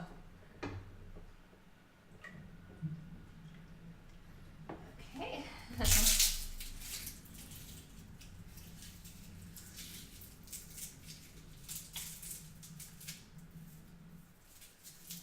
Oh, that's okay, Colonel. We're not going to keep the sausage looking like a whole sausage. Yeah. Yeah. We're going to cut them up into chunks. I just wanted to sear it before boiling it because it seems like the idea of the Solyanka soup, and you know more than me, is to have the smoked meat flavor. So I just thought I'd do that. This stove isn't on. I'm just sort of using this stove as storage, and then we're going to add our broth and we're going to boil everything up. It's not the right way. You should boil your broth before adding your ingredients in, but we'll see. We'll do this for now. And it's not heated up. It's just, oh, and you can't see it. It's hiding behind the screen. Okay, all right. Cut up some onions. Okay, let's check on this. Let's put the chicken on. All right. And I'll have to turn the fan on. So let me know if you can't hear me because the fan's on. Yeah, okay. So, I'm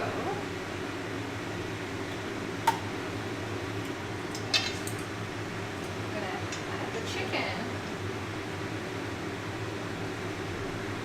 Oh, it's not that hot.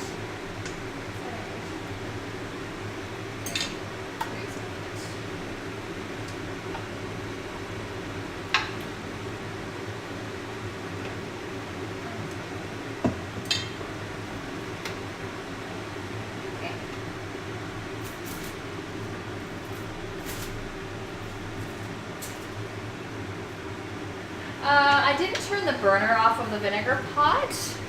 It's on a stove top called warming zone, so it's not boiling. Yeah, I can turn it up, but I actually see some of the charred bits coming off, and that's a really useful tip. It's actually better than using Barkeeper's Friend, which is a cleaner that we have. Yeah. That's smart. I actually see some. It's going to take a while, and I don't have the heat cranked up. Yeah. Maybe what? Okay, I'll move it off screen to another burner. There's a burner behind the webcam over here, and I'll fire that one up so that it could clean.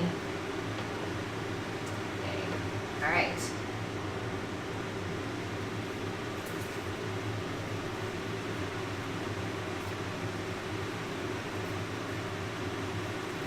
Oh, Wiener is a blacklist in this shot. Yeah.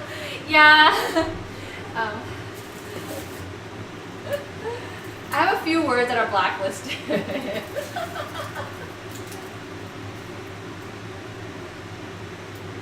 I have mods, but they're not on today.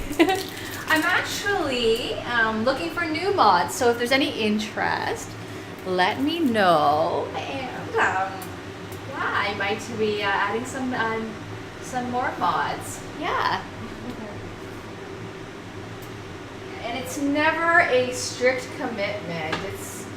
It's all voluntary, and whenever you can you get the chance to tune it in because not everybody. Okay, so that looks really hot. All right, I'm gonna add chicken. It's gonna sizzle.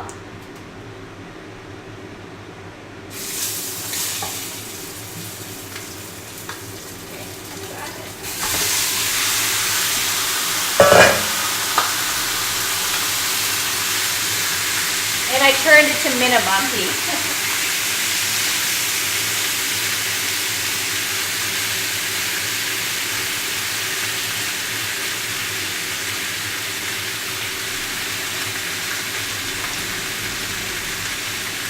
All right.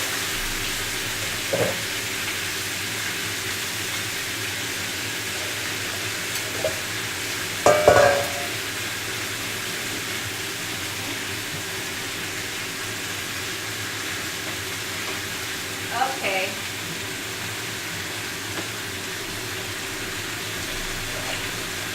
I'll add some vinegar for more.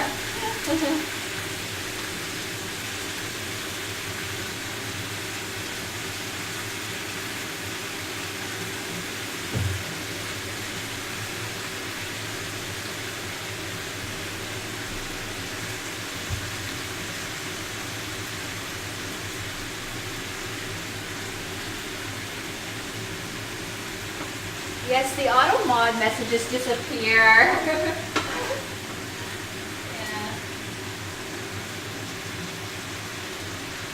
Okay, we've got a volunteer. Thank you. And I'll send you a message after the stream.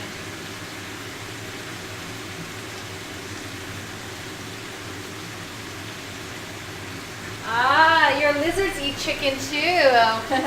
Just like Winston.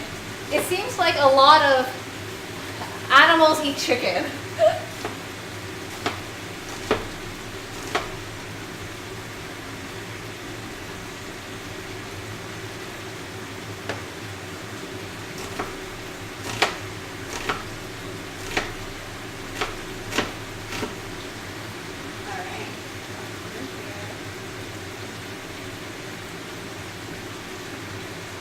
So this onion that I'm dicing up, it's gonna go in the cola sauce.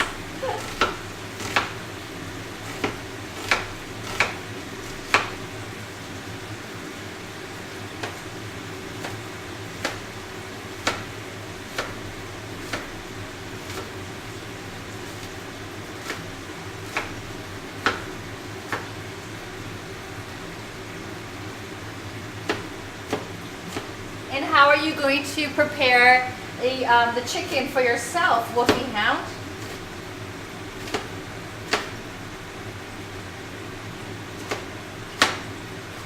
Okay.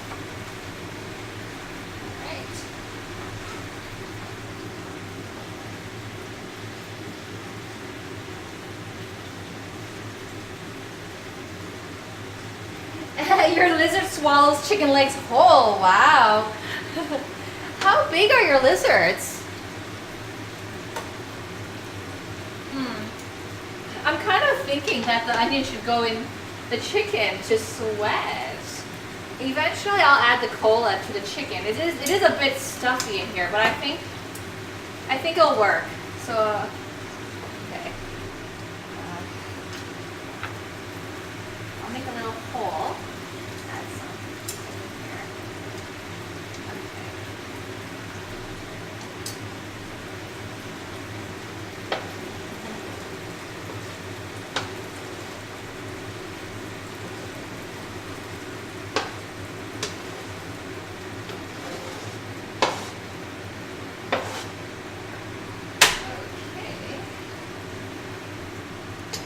It's a bit funny to do it this way.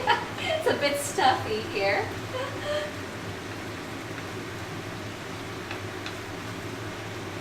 Okay. It's all good. I just rubbed salmonella all over the cleaver. Okay.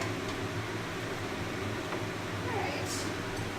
And, but that's okay. We're gonna put this in the soup, so that's okay.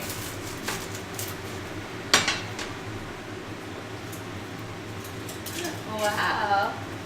Oh, I I don't have black olives. That's the ingredient I'm missing for the Solyanka. I'm sorry. But we do have yogurt to garnish. We have lemon to garnish. And we have blood pudding. We actually have blood pudding. So that'll be coming out shortly.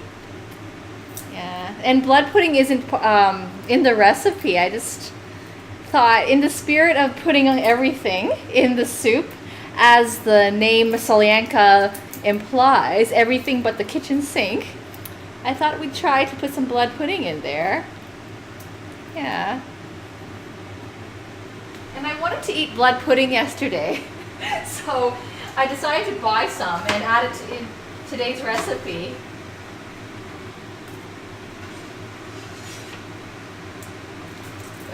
It looks a bit stuffy in that chicken pot right now. So we'll see how it goes.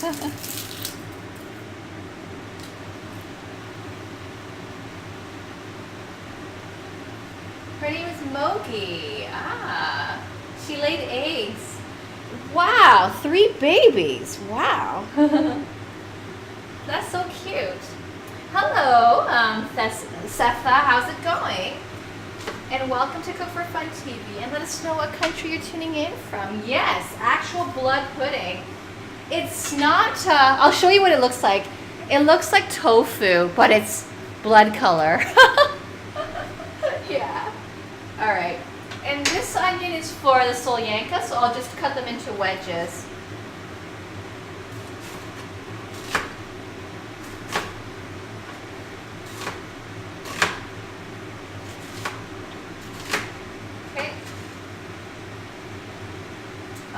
We're going to put our soup together. Okay. One more thing. I'm going to finish off the cola sauce by adding garlic, and so the cola sauce has brown sugar, cola, onion, garlic, soy sauce. Okay, so I'll grab the soy sauce and the garlic.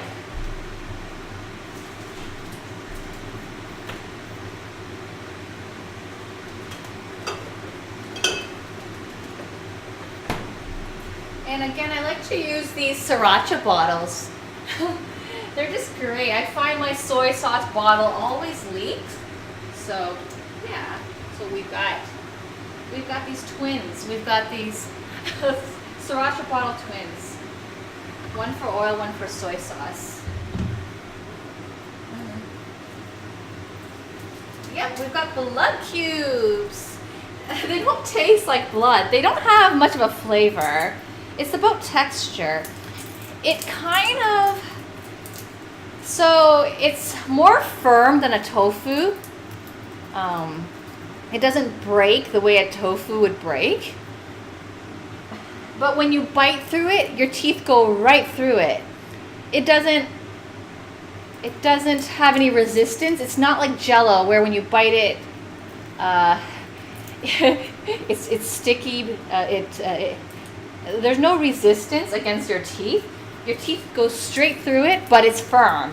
It's kind of hard to explain that. So it's kind of between a Jell-O and tofu. The texture of the blood cubes. Yeah.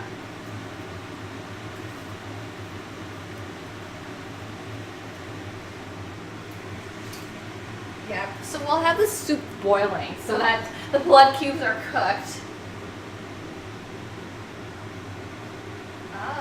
Okay. So I'm going to just press this garlic, and I'll have to wash this after because I might have contaminated with a bit of the chicken. Not doing a good job of pressing it.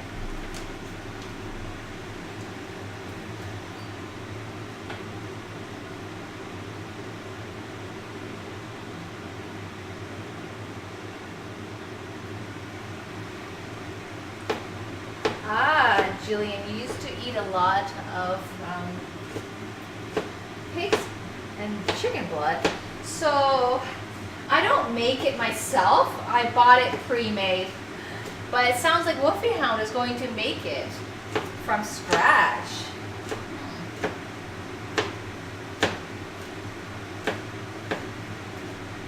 Have you ever made it before? It's a very popular British breakfast item to have blood sausage for breakfast.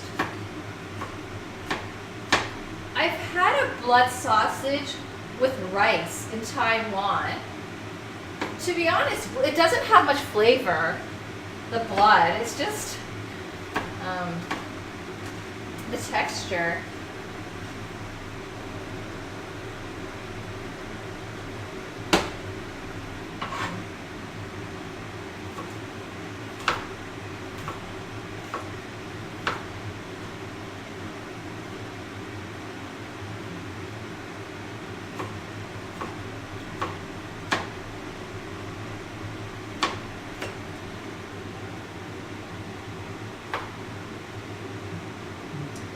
Oh, okay.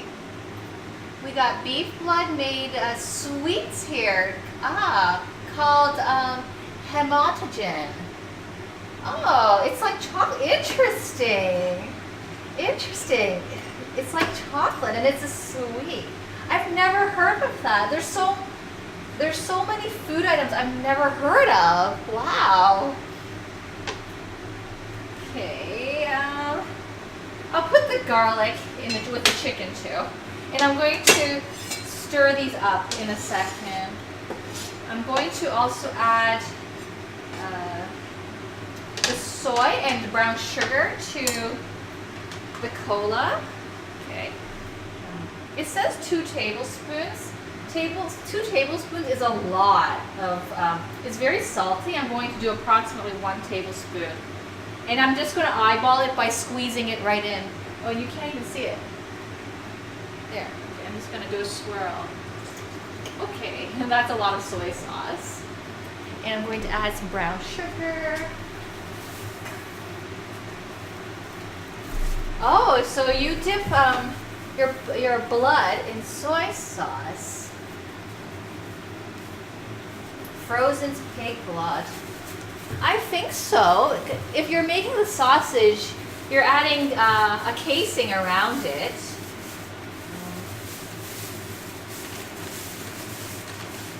In terms of brown sugar, I'm going to add approximately a 1/4 cup. It says 1 cup. I find that kind of a lot. Maybe a 1/3 cup, and I'm just going to put it right in. Brown sugar.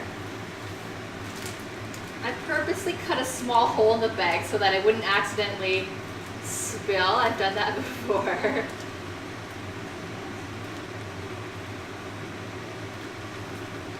And momentarily we're going to put the soup on this burner. And the vinegar, the burner with the burnt cola, or the stove with the the pan with the burnt cola and the vinegar is, it's not really, the chicken's not really sizzling, so I'm turning off the fan so you could hear me better and I don't have to shout. It's very, very sweet now. Alright, that's good. Okay. So I'll move this to the warming zone and then I'll put the soup on that side. Okay. Eyeball squeezing. I'll show you the blood cubes. They're not a big deal. But I always like to show interesting things on the stream. So I thought, why not? Add blood pudding to the soup. Blood pudding and soup go well together. And it's something to sort of talk about. So it's fun. Yeah, cooking should be fun. Ooh, I got a whiff of that vinegar. Okay, we need more vinegar. The vinegar is drying out. You can't see the vinegar, but it's... Woo. And I'm going to add some water to that. You can't see.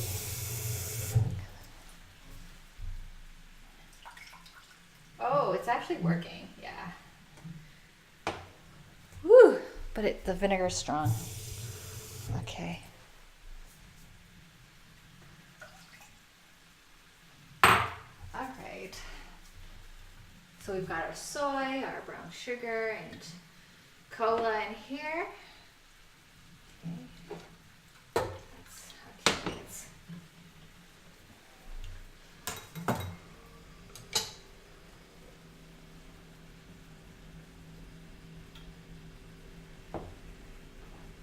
a lot of packaging in Canada is big, yes.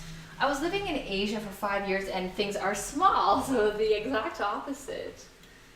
Yeah. I like to buy things in a larger packaging because it's normally cheaper to buy in bulk. Yeah.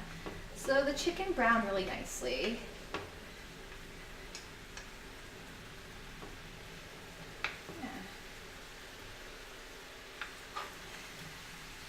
They look so funny without the ends on.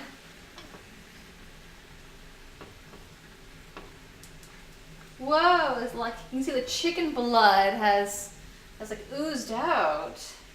Yum.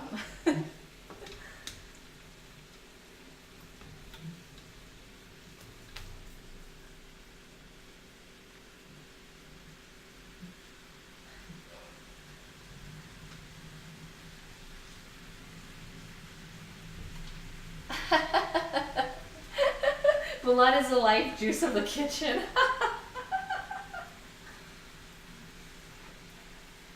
Well, it sounds like there's no vegetarians in here at the moment. Blood talk. So we're talking lots about. Smells very nice though. I can smell the garlic and the onions. Yeah. All right. Okay. So we're going to cover that up. Let the other side sear. And we're going to pour the cola sauce and let it just continue heating up. All right. So I can cross-contaminate because this cola sauce is going to go into the chicken, but not yet. Now we're going to move this over to the warmer, and we're going to work on the soup. Okay. I'll put a splash of water in it, then I'll add some broth. Okay. All right. Okay. We're gonna get some pig's blood.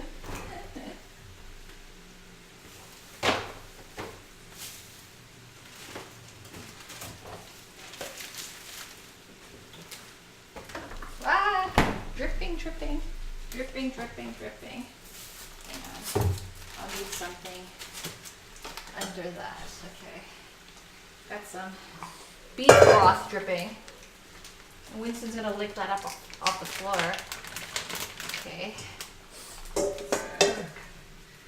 We've got some beef broth. This is frozen beef broth going into the soup.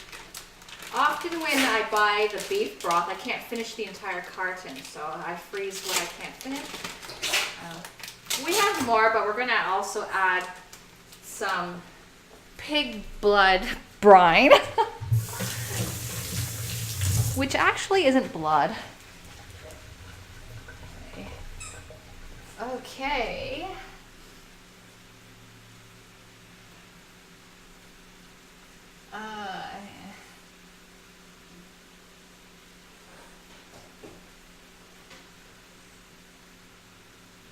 Rice vinegar is very different from, I guess, traditional vinegar. Rice vinegar is sweet, naturally. Ha, that's Winston playing with his new toy.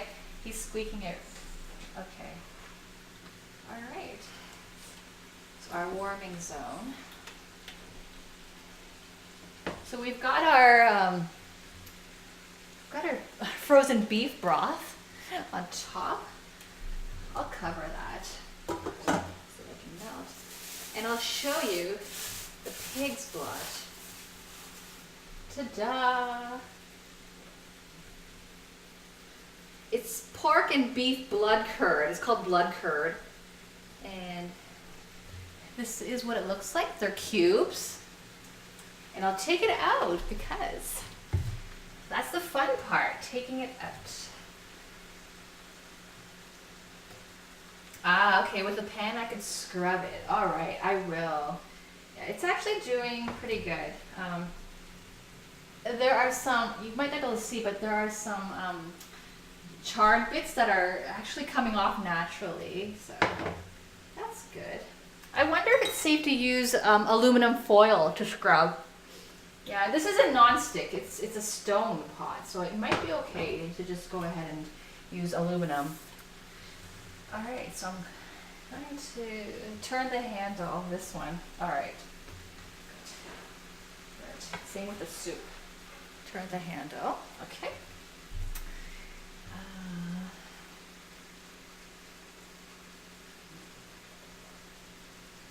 You're trying to reach through interwebs. Hot handles hazard. Ah, yeah, true. Okay.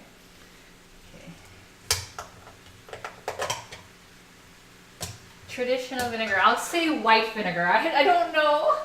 It's just pure vinegar without being vinegar from something else like apple or cider. So here's a close-up of the blood curd. They're just these blood blocks of blood. It's made of, the ingredients say water, pork blood, beef blood, and salt. Yeah, so there you go. And I was going to pour some of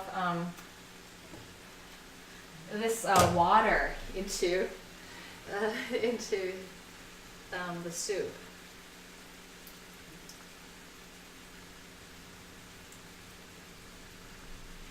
All right.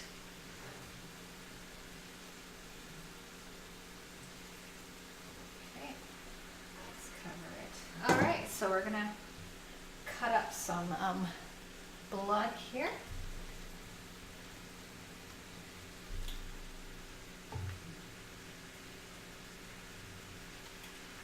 All right, have a good day, Jillian. Thanks for tuning in. Yeah. And we will try to get enchiladas on our stream. Okay,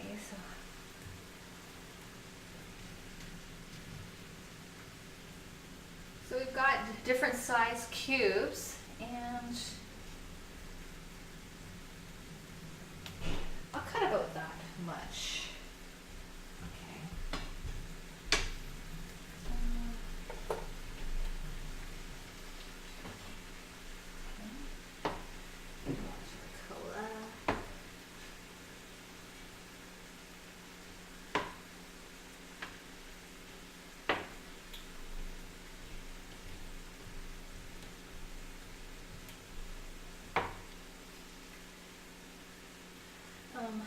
Blood pudding came up in another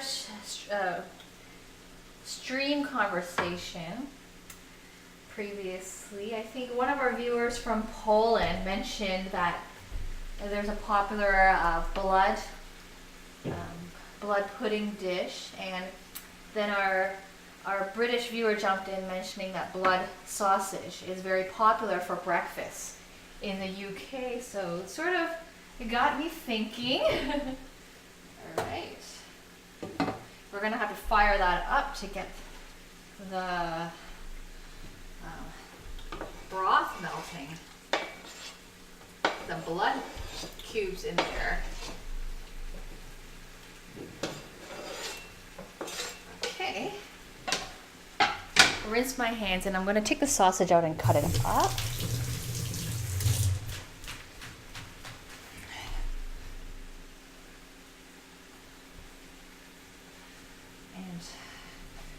I'll check on the chicken too, and we might add the cola in. So I'll just firstly take the sausage out. So Cyanide Project likes almost burnt sausage. Okay. Cover this up. I should probably add some more liquid to that. But I'm deciding if I should add more of the blood liquid. Or water. So I just wanted to boil it down first and taste the the flavors.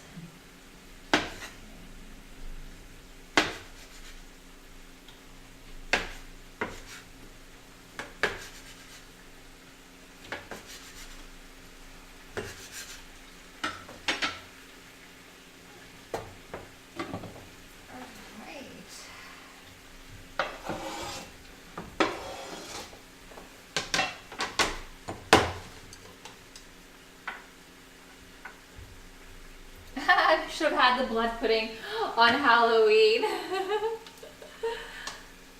It's not something I eat often, but it came to mind. Yesterday I went for Chinese tapas called dim sum. Dim sum. They're like various plates of dumplings, small portions of meat, noodles, and one of the dishes is blood pudding in broth. So I decided I wanted that. My mom said, "Oh, you can buy a whole container for $3. Don't buy it. It's not worth it." So, okay, I'm going to just give the cutting board a rinse. And I think I can focus. There's a lot going on in the stove area. I'll check the other side of the chicken. If it's brown, then I'll pour the cola in and then just let it cook. And I'll add a lid on top. And then yeah, we'll let the soup boil. Let's see if this is the right size. Nope, it's not. All right, this must be it. Okay, good. Okay.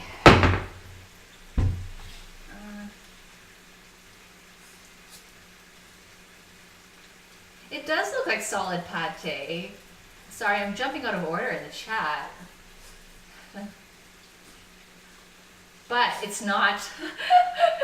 It's very firm though. Pate is all mushy because liver is very gooey and creamy. It's very, very good.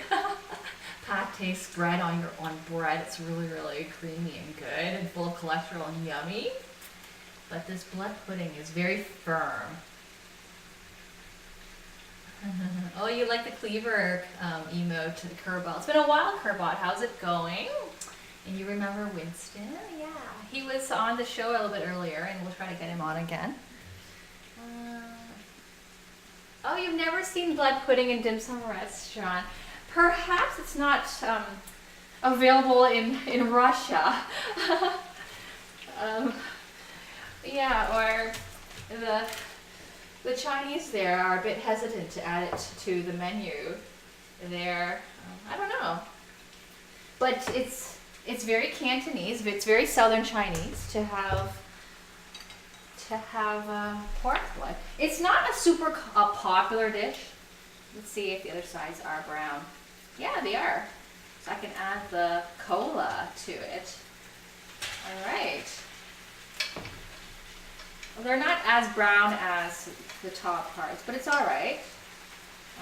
A little bit of brown is good. And I can see that like there's some thickening going on. I guess some of the natural chicken juices and some of the chicken blood has also come out. When I picked up a chicken bone earlier, like you can see some blood. That's the word of the day, blood. You can see some blood coming out of the chicken bone. Some blood. So, let's add our cola sauce to it and just let it, this is interesting, and just to let it simmer in cola sauce. Yeah. All right. I wonder if I need to cover it. Covering it would be nice though, but I might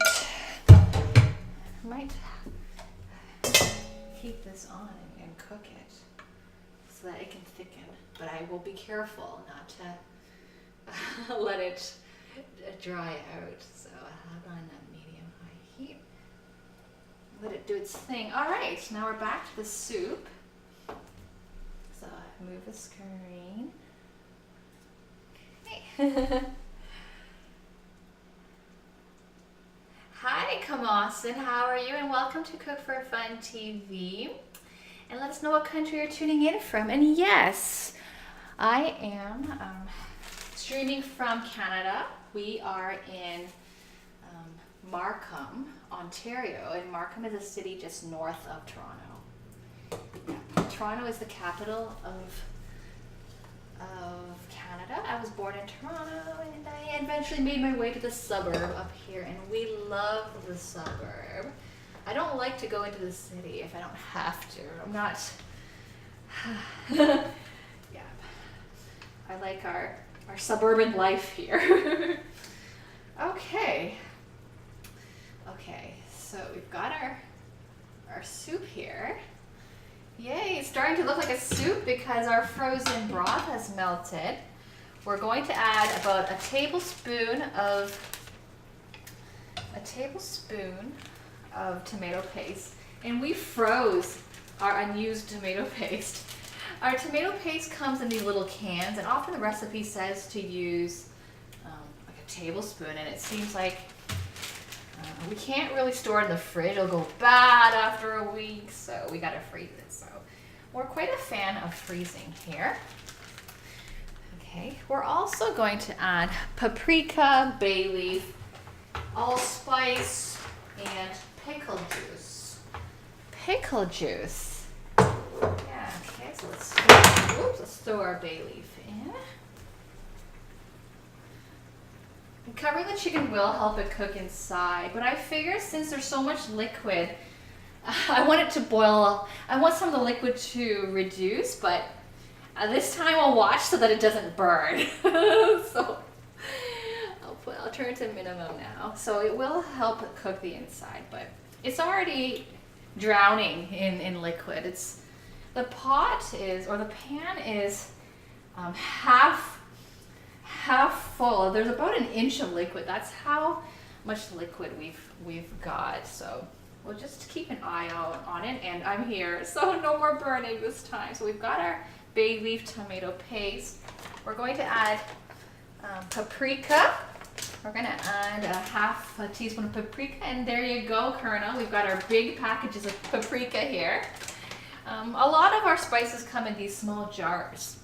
Oh, you can't see small jars, but you get better value when you buy big packs. And this is the brand. This is from the Indian section of the grocery store, and in Indian cooking, lots of spices are used.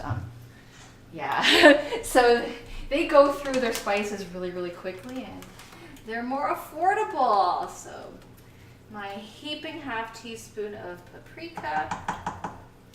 I'm going to shake about, it takes about, I'm going to shake some allspice in there. And crack some pepper in there as well.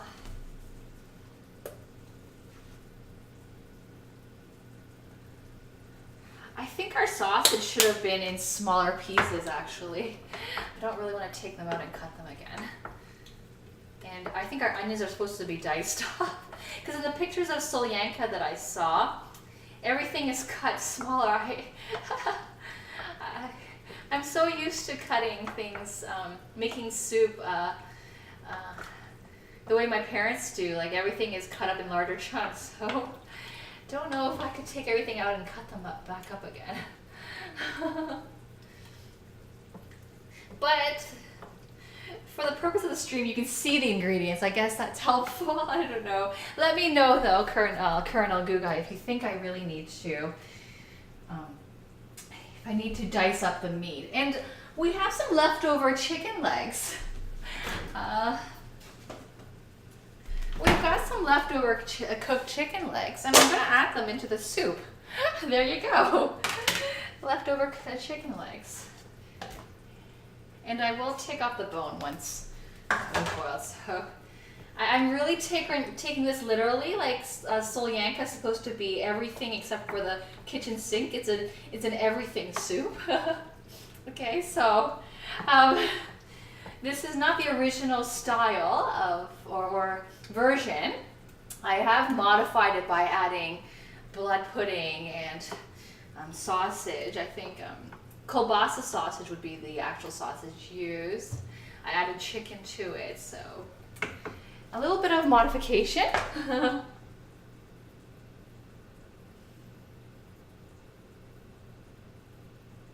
You're from the UK. All right, so you are familiar with blood pudding. Yes. Yeah, so we've got some blood pudding cubes in the soup. Some blood pudding. It's not blood sausage. So I know that blood pudding in the UK is actually sausage. These are actually, this is more of a blood curd, blood cubes. It's just made of blood and salt. It's pork blood and beef blood, and that's it. It's very natural, very pure blood. That's it. Okay. All right. So we're gonna add some pickle juice to the soup, and and we're gonna add some pickles too. So let me cut those up. Cut some. I'm getting a new knife. Okay. Putting some more water in the vinegar pot. You can't see the vinegar pot. Here. Okay.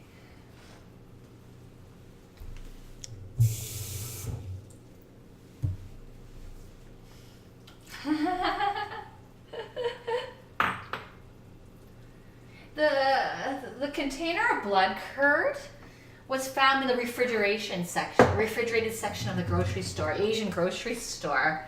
Yeah, it just came in a container. And it also said to change the water regularly. That helps to keep it fresh longer. I bought it yesterday. Oh, you're getting hungry. That's good. Yeah.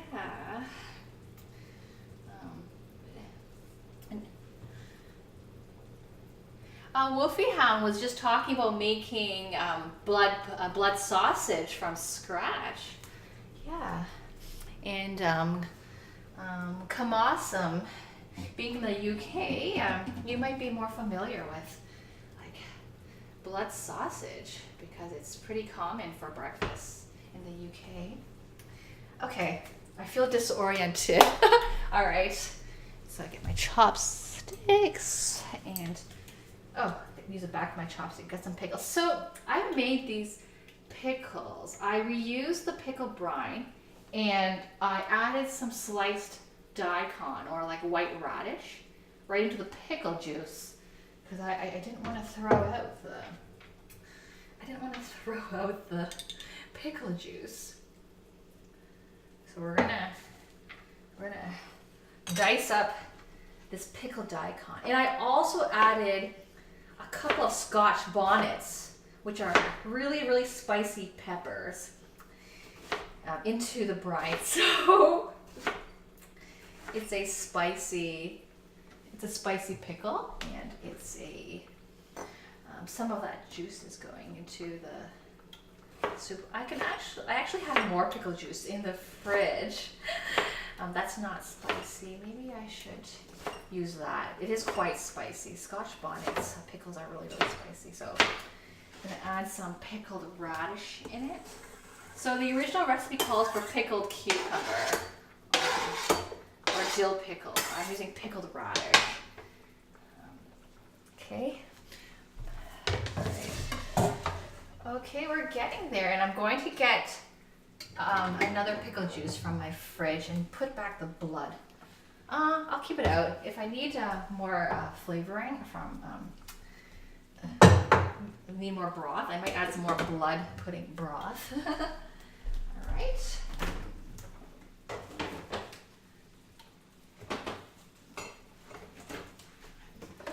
So I've got some more pickle juice, and there's no pickles in here. It's just the juice. I had a bigger bottle, and I poured the extra brine in there. I didn't want to waste it. Okay, so I'm going to get about 1/4 1/4 cup of pickle juice. Okay, let's catch up. That food is for how many days? Huh, good question. Well, my husband likes to bring leftovers to work, so I think it'll last maybe 2 days because we're gonna eat some for lunch and he's gonna bring some to work. So there. Okay. I'm gonna turn these around at some point. Okay. And Russian soup technology traditionally requires them to be cut as 1 to 1.5 centimeter cubes or bricks, not longer than 4 centimeters. Ah, okay. So let's check it out because I might have to just use our kitchen scissors and just cut away.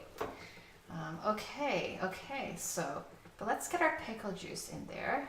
I'm just gonna pour a 1/4 cup. All right. Yes. So I'm curious too. I've had hot and sour soup in Chinese restaurants before, and that's really good. It's made. I've had it where it's made with white vinegar, and they have it at Chinese buffets too, hot and sour soup. But I haven't had. And I thought, well, this could be similar, except it's not spicy. It's more of a sweet and sour soup. Okay, so I am going to. Okay, I will cut up some of these ingredients because I think they're a bit on the large size. So maybe I'll start with the sausage. Okay, make them smaller. The carrots are.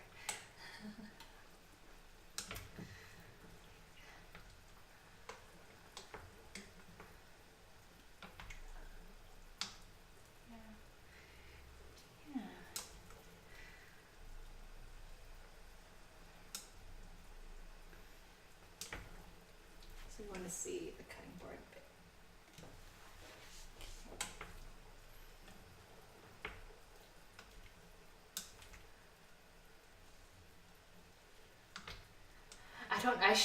I should give this a taste test too to see if it needs anything else. Because I'm not familiar with this combination of ingredients like the pickle juice and the beef broth. All right, I'll also take out the chicken bones because I could start to hot fingers. Ooh.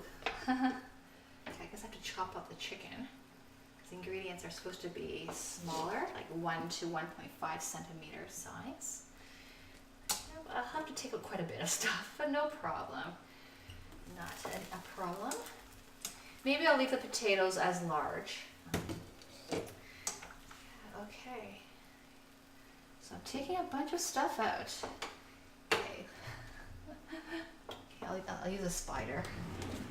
I'll use a spider to take out some of the ingredients.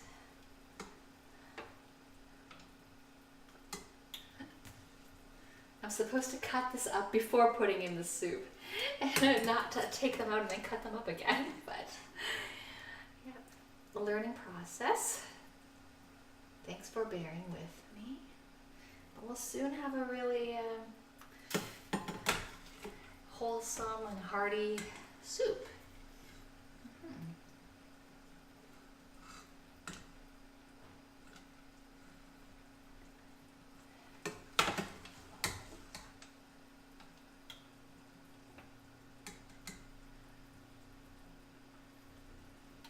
By the way, I don't even know what Mr. Cook for Fun did to fix the flags earlier in the stream. Yeah. Okay. We're almost there. Got it.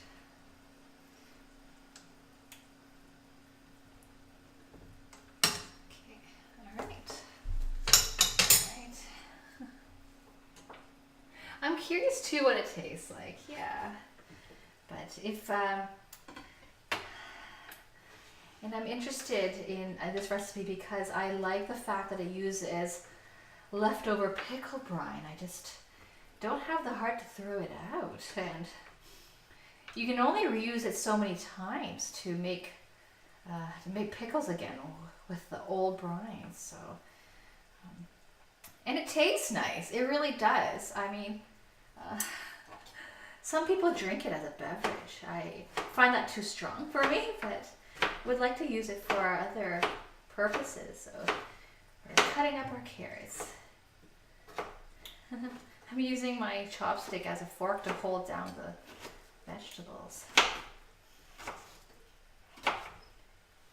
Yep, see.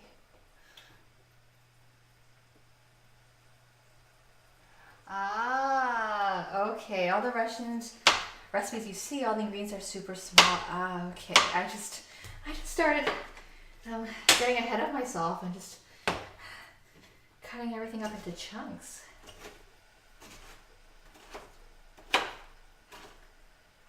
So they're not in really pretty uniform shapes. Everything is a bit random because of my method of doing the cutting after the fact. Okay, I'm gonna have to get my hands in there. Just okay.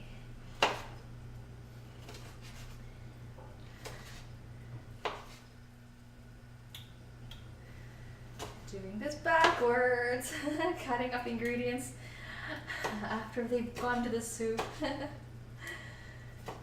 Today was a funny day. The burnt cola.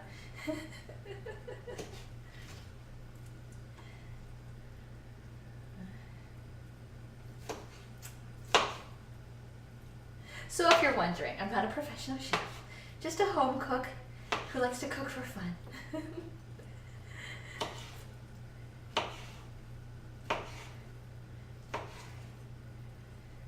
Small pieces, all right. This looks like quite a mess here.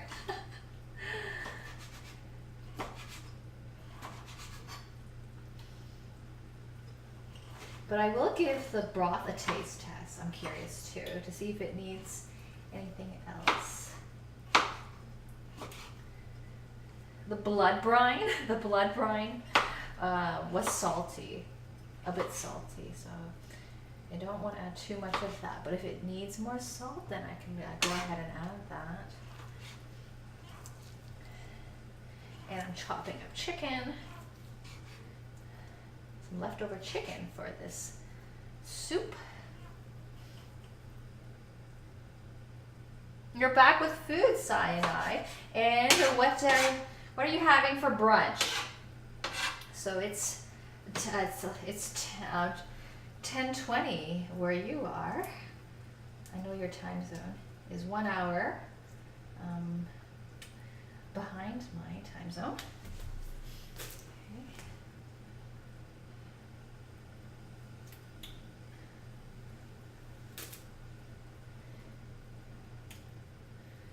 And I will turn over the chicken too. That's simmering. I can actually see some of the blood from the chicken in the pan next to me.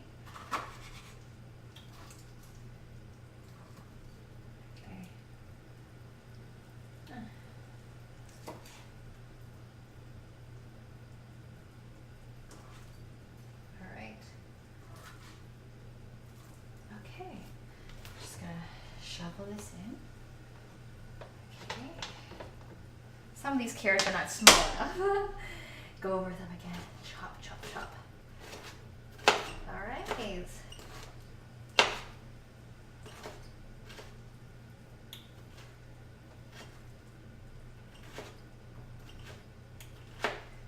In the UK, do you add any sauce to go with your blood sausage or your blood pudding? The blood on its own doesn't have much of a flavor. Yeah, it's more of a texture. A lot of ingredients. Okay. Rinse my fingers and I'm gonna flip over the chicken, let the soup simmer for a bit. Then I'm going to taste the soup to see if it needs anything else. Okay, so just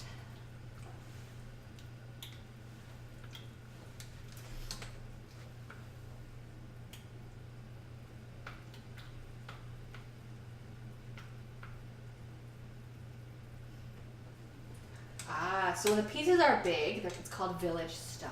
Okay. This needs more liquid. I just have to decide if I'm going to add water or more of that blood curd brine. Okay, just catching up.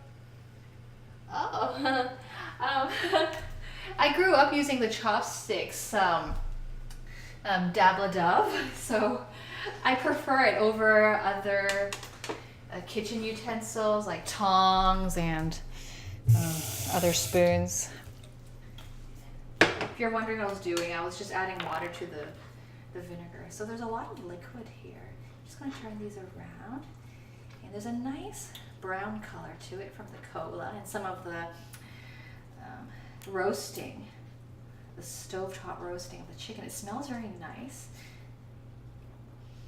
Yeah, but I do want it to reduce because that's quite a bit of liquid right there. And some of it is fat too, chicken fat. Yeah, okay. So I can actually fire it up because it's not going to dry out due to all the chicken fat that's going to be rendered. So turn it to a medium. All right, now we're going to taste our soup. All right. I'm not sure what it's going to taste like, but I'm sure it'll be great. Pig's blood meringue macaroons. Wow. Most wives send off their partners with sandwiches or something, and you just send off. Oh, thank you. Yeah, we actually haven't had sandwiches in a while. So Mr. Cook for Fun is on a keto diet where he consumes less than 20 grams of sugar a day and doesn't eat bread, pasta, or rice. But he's sort of been laxed about those rules, and he's definitely going to have some cola chicken. And yesterday we went out for a dim sum with Chinese appetizers again, and we had fried noodles. We had Vietnamese sandwich yesterday. Vietnamese sandwich is really, really good. So Wolfie Hound mentioned pate earlier in the stream, and the Vietnamese sandwich is made out of French baguette. I think because there was French influence in Vietnam during earlier this last century, and the sandwich is made of French baguette, and it's stuffed with assorted meats. It's also got pate, liver pate, spread in the sandwich, some mayonnaise and pickled carrots and radish and coriander and chili pepper. It's really, really good. Okay, I'm gonna try this. Oh, I'm right-handed, so the camera is blocked by my hand. Wow. So I'm just gonna add the rest of the pork, the brine in. It's not a lot, but it tastes like minestrone soup. It the pickle juice kind of gives it that acidity that tomato gives it, except it's not tomato, it's pickle, and it's very gentle. I only added a quarter cup worth, so it's a mildly sourish soup, but not really. I would say the sour level is equivalent to having a vegetable soup or a minestrone soup. It's not strong. It's not sour. It's like having tomato in your soup. It's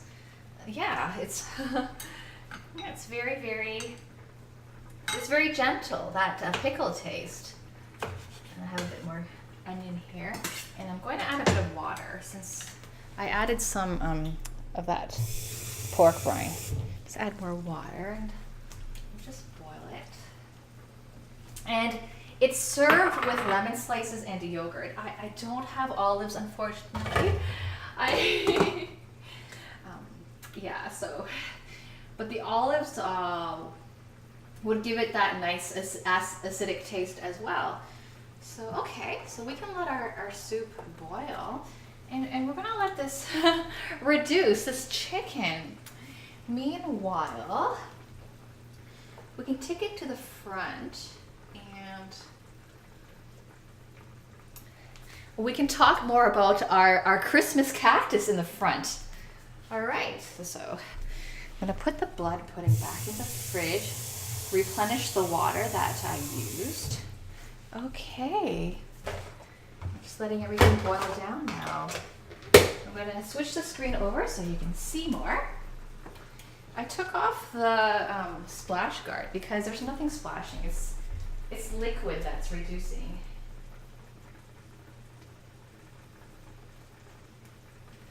All right. And I have to catch up on the chat. I really do. I'll carry my phone as I go to the fridge and read. So pig's blood meringue. Macaroons. Is that something you're thinking of, or do those actually exist? Pig's blood has no flavor, so it's very, very. But it just it just sounds like it's very exotic, but it's flavorless. You love drinking olive juice. Ah, maybe I will. I'll revisit olives. Olives have never been a staple in my refrigerator, so I'm grabbing the yogurt and the lemon slices. We're gonna add lemon slices. Some lemon slices. I feel like we need to rinse this cutting board. Okay. And sour Braton. Now that, oh, thanks so much for the follow, X-Bro, and let us know what country you're tuning in from. Okay. Sour Braton. Is that a type of sausage? Sour Braton. And pickle the beef. Oh, it's a beef recipe. Interesting. Okay, I'll look that up.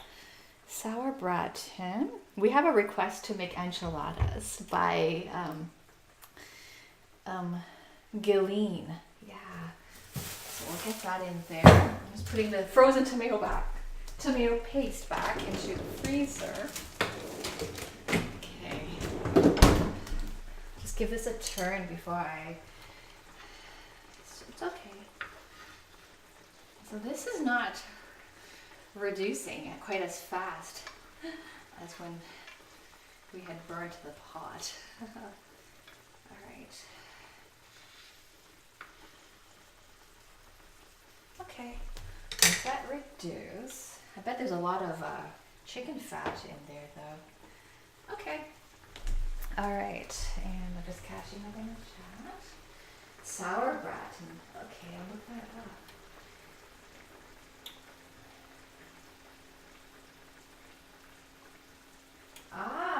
Colonel Gula is talking about some preservation techniques. Take meats with fats. Interesting. Salt, onion, garlic kills most bacteria. Brining the meat. Yes.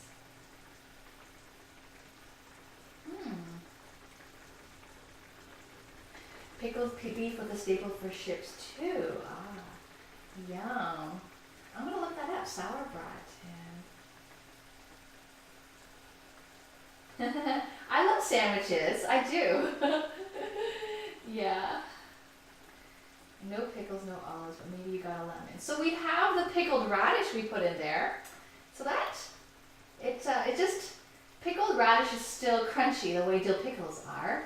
Ooh, I like the way the Christmas cactus looks under the menu. It really matches with that pink and purple theme. We do have lemon. Yeah, and we have yogurt too, to add on top. I know you sometimes add sour cream, but yeah, you mentioned yogurt as well. Pig's blood meringue is real. Ah. Use this fresh. And then, I guess you can use that to top a meat dish. It looks very, very nice and foamy. Interesting.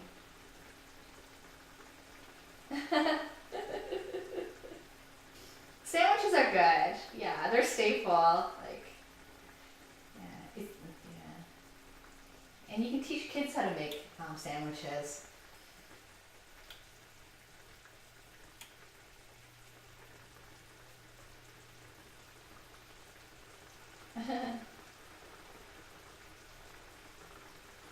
Oh, I have to check out Girl Kitty's logo. Okay, all right. So let's cut up our lemon slices. Okay.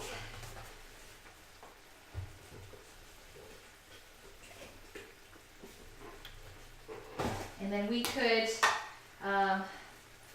do some propagation while the chicken sauce is rendering. And let me move this back. Let me move this here. The Yeti. All right. Okay. Rinse this again.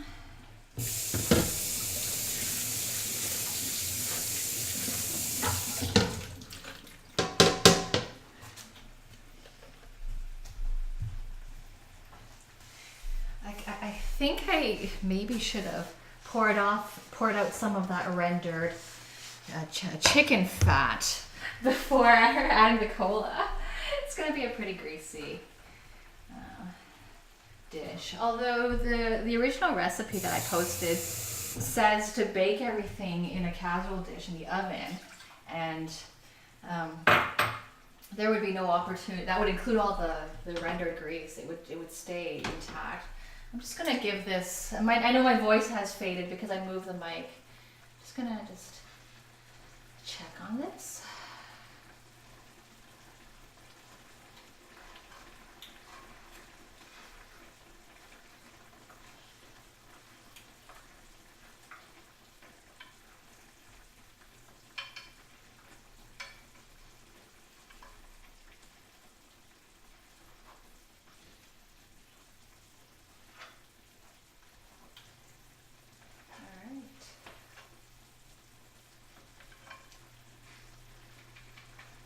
I'm gonna taste it. Whoa. It's sweet. It kind of tastes like honey chicken. It's very sweet. And I can taste the garlic. And I guess the onions kind of blend in with the flavor as well. But it's kind of like making honey garlic chicken, except it's not thick at the moment. It's still, the cola is still runny. Yeah. Okay. All right, I'll rinse this too, and then we can cut lemon slices. Okay.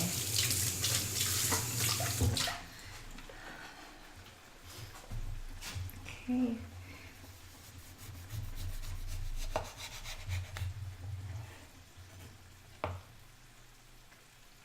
Oh, I didn't answer that. Have I heard of dirt cake? Sorry, I haven't. Yeah. Okay, I'll look it up. If it's something that I could handle, I'll definitely make it. Dirt cake. I'm gonna show you the steam cake that I made yesterday. I used a really basic white cake recipe: flour, butter, sugar, milk, vanilla, baking powder. I think that was it. It was really basic. And I stored it so it's in a container, but this is our white cake recipe, and I steamed it in a springform pan, and it's a little bit dense. I should have added more milk. I followed the recipe, and it's a bit dense, but yeah, it came out. My mom really likes it. Like, she just loves it because She doesn't like baking so much, so she prefers steaming. 1 slice of lemon will do. Okay, great. So that's the cake. I have to clean for fun too. After the cake crumbs fly everywhere. All right. Thanks so much for the follow, Arctic Marty Bum. Let us know what country you're viewing from. Okay, so I'll keep that aside. Oh, I've got a partial tomato here. I'll actually cut it up and put it in the soup. It was in the same container as the lemon. Okay. I'll just cut it up and put it into the soup. I added tomato paste in the soup, so that's why I know that adding fresh tomato is fine. Okay, and the lemons are for garnish, so those lemon doesn't go in the broth. Okay. All right. So we'll put this aside, our lemon slice, and we're gonna do some horticulture. So here's our Christmas cactus. Dirt cake. Okay. Can you explain what it's kind of like? Is it a chocolate cake? Okay.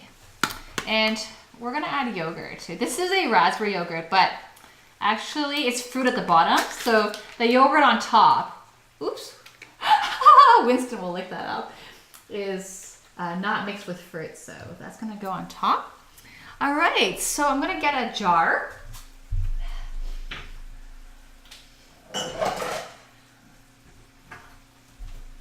Add water to the jar. Okay. Okay. So there's 3 ways to propagate this plant. So if you just tuned in, or you weren't watching earlier on when we were talking about this plant, we were talking about propagating it. So I've got here like a number of these clippings from my parents' plant, and we're going to try to turn them into brand new plants, as many as we can get, and whatever we don't keep, we can give them as gifts. And I just love the flowers, and these are house plants, so these house plants actually flower. I think they're called Christmas plants or Christmas cactus or Thanksgiving cactus because they bloom during November, December. Okay, thanks for the tip. We're gonna get to the soup soon. I do see that the sauce is reducing. Okay.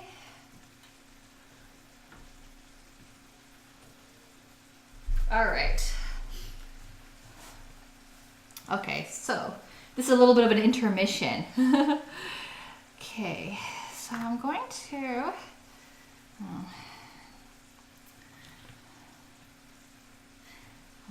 okay, I'm going to start with this one. So I picked this one earlier up, saying we can probably come up with 7 cuttings from this piece. Each cutting should have between 2 to 5 sections. Okay, so here there's 4. So I'm going to take that and I'm going to twist it off. I could use a knife and a rubbing alcohol and just stick that right in there. There. That might be too much water, we'll see. And then here we've got, in the middle, I'm covering it, we've got these 3, so I'm going to twist off a section that has 3. And put it in. Okay.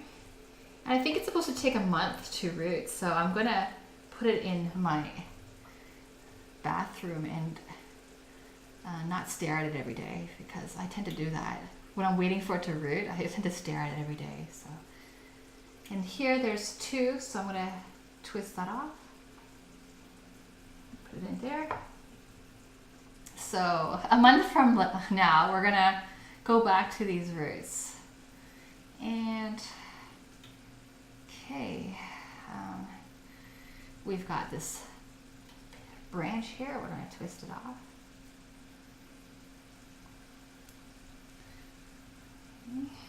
And we're gonna twist off. So we've got a lot going on. And then we're gonna twist off. Okay, another one. Put it into the jar. And then we'll put one more there. So all together, let me take them out and count. And some people, they actually let it dry before they put it in water. They don't put it in water right away, but I think it doesn't matter. So I've got a lot of these clippings, these roots, or yeah, clippings. So we've got 1, 2, 3, 4, 5, 6. We've got 7 clippings from that one cutting. Okay. Okay, so it's a cheesecake covered with Oreo crumbs. It usually has gummy worms on it. It's simple and doesn't take long. Ah, okay. Okay. Oreo is one of my favorite flavors. When I go to McDonald's and get their dessert, the McFlurry dessert, I like the Oreo flavor. That's my favorite. Yeah.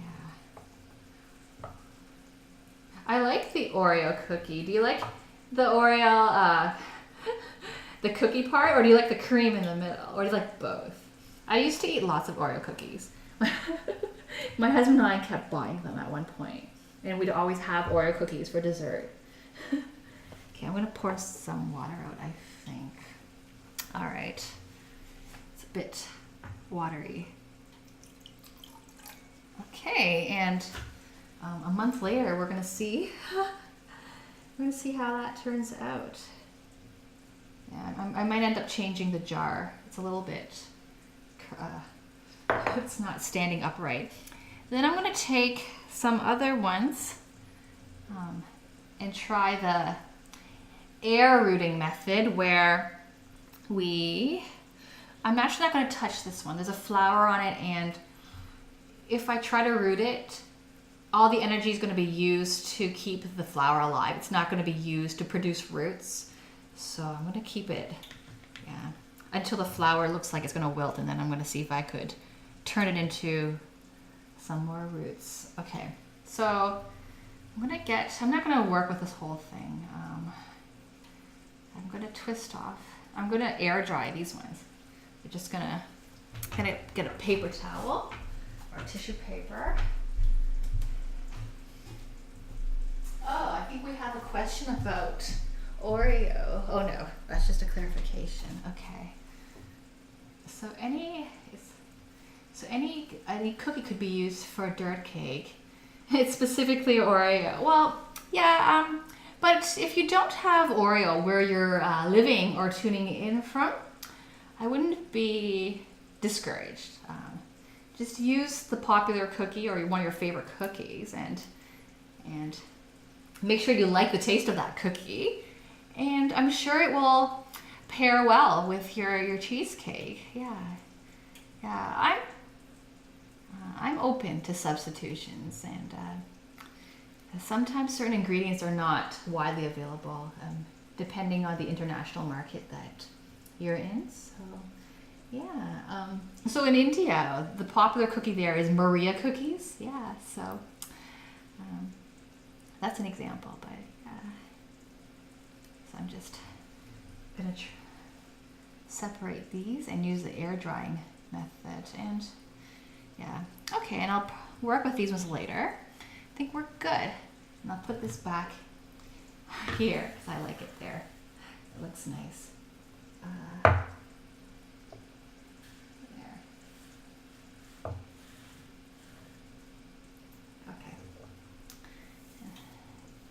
So a month later, we can see and compare the propagation. Okay, so let's take it back to the stove. The chicken looks nice. We're gonna do some plating. Yeah, and then we can bring the camera over, and then you can have a close-up.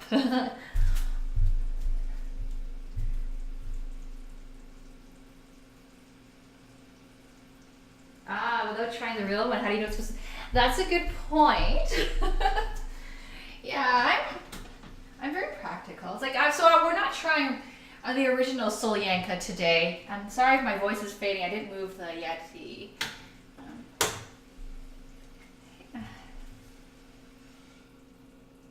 So here's our chicken. It's thickened.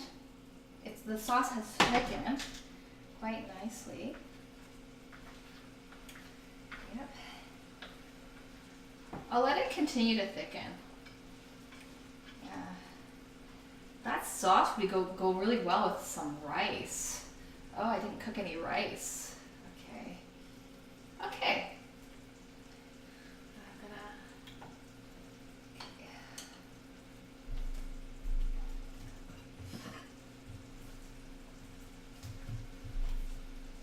So we're going to.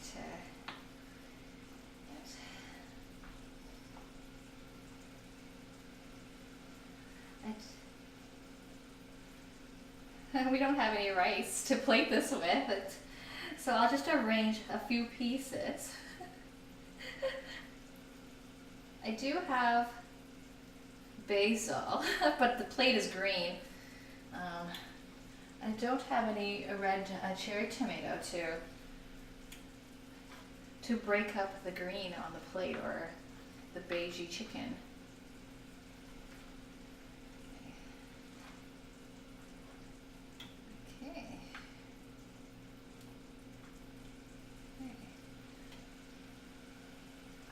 I do like the color. All right, so here's our chicken. I'll see if I can come up with something to plate. I wouldn't take the flower off of that plant. It's too pretty to do that. Okay.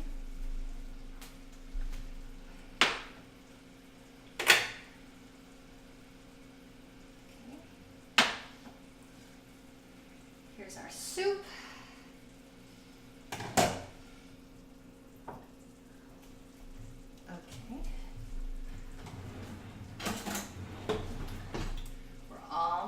There. Ooh, it's chunky. It's very hearty.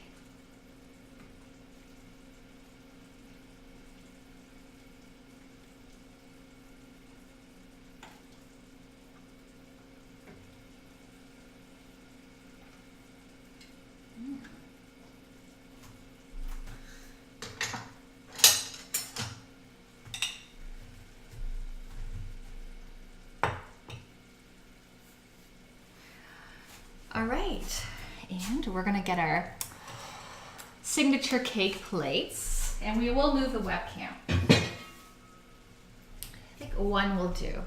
Okay. Actually, we could probably fit this on the same plate. Yeah, okay, I can do that. Move this. Move it a bit. A bigger plate would have been better for this. Squeeze the bowl there, so it's very humble. Okay, let's move the camera so you can see.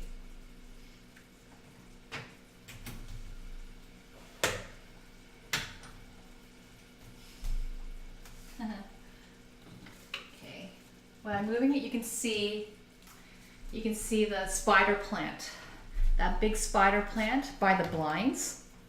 It's got maybe around 25 shoots, and that's our money tree, and there's a couple of pots beside the red rug. Those are herbs, and that's you.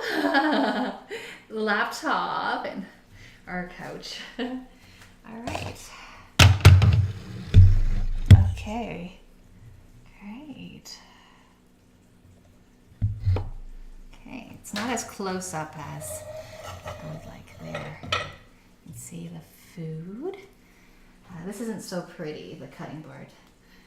Okay, the lemon slice, just one on top. Maybe go like that. Perforing it. Oh, it doesn't stay. Gotta make the cutting deeper. It's a pretty flimsy there. And get a dollop of yogurt. We can move this one.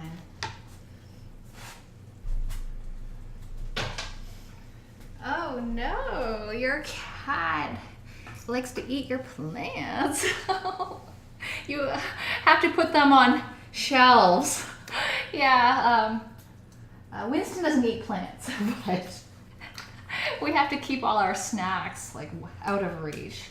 And I'll get a spoon. I'm going to bring the chicken over again. I want to show you a close-up. Get just some yogurt. So this is fruit at the bottom yogurt. The fruit's at the bottom, so put the yogurt on top.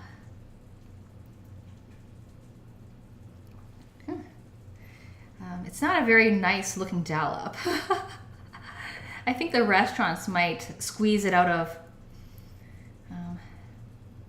a plastic bottle with a nice thin spout so that you can get a nice swirl. We have a dollop here. Try to rearrange that, maybe. Put that, make it centered. I try to mold it with my spoon. And maybe I should use this spoon instead. This is an Asian soup spoon. Okay, go like, stick that right in there. But it's not centered, that dollop. It's sort of resting on a blood curd. Okay, that's a bit better. Maybe I'll lick this. Put it aside. Okay. Okay. Okay, put the yogurt back. So I wanted to show you the chicken. Like that. That's the chicken in cola sauce. Yeah, I think that looks pretty good. Yeah. All right. So, where'd my phone go? It disappeared. How did it just disappear out there? Did I put it in the fridge? Where'd it go? It's not in the fridge.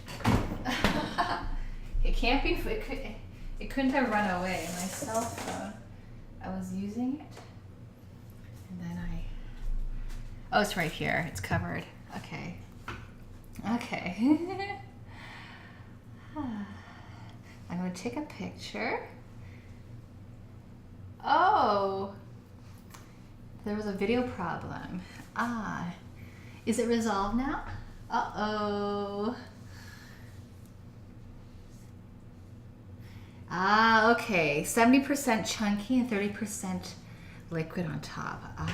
Okay. I think the closest Russian authentic Solyanka can go to blood pudding is chunks of liver. Okay. Well, I don't play by hard and fast rules. I think you can have fun. I always say that, but I normally don't cook with blood pudding. It was just one of those.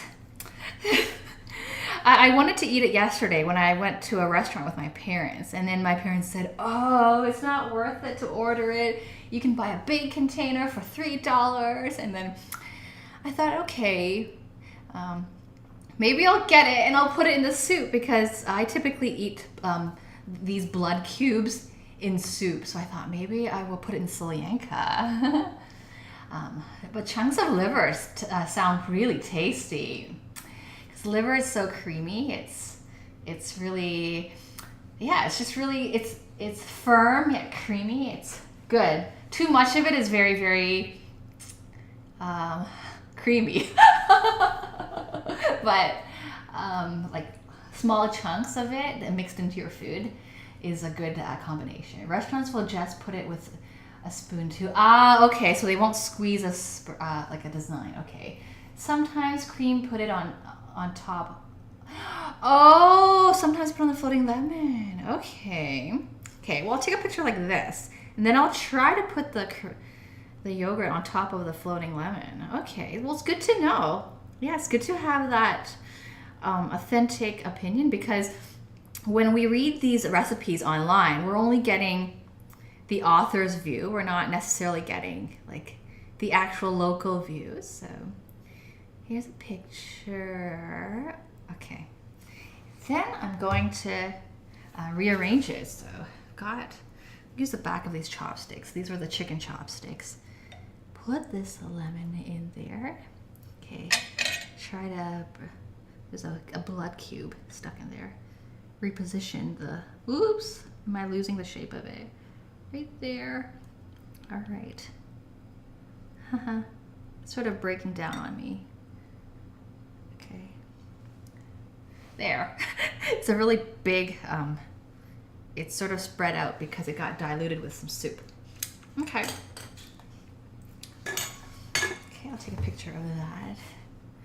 It's not the nicest blob of yogurt. I kind of feel like I need to fix that.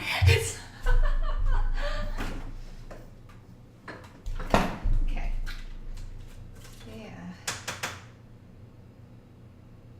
Get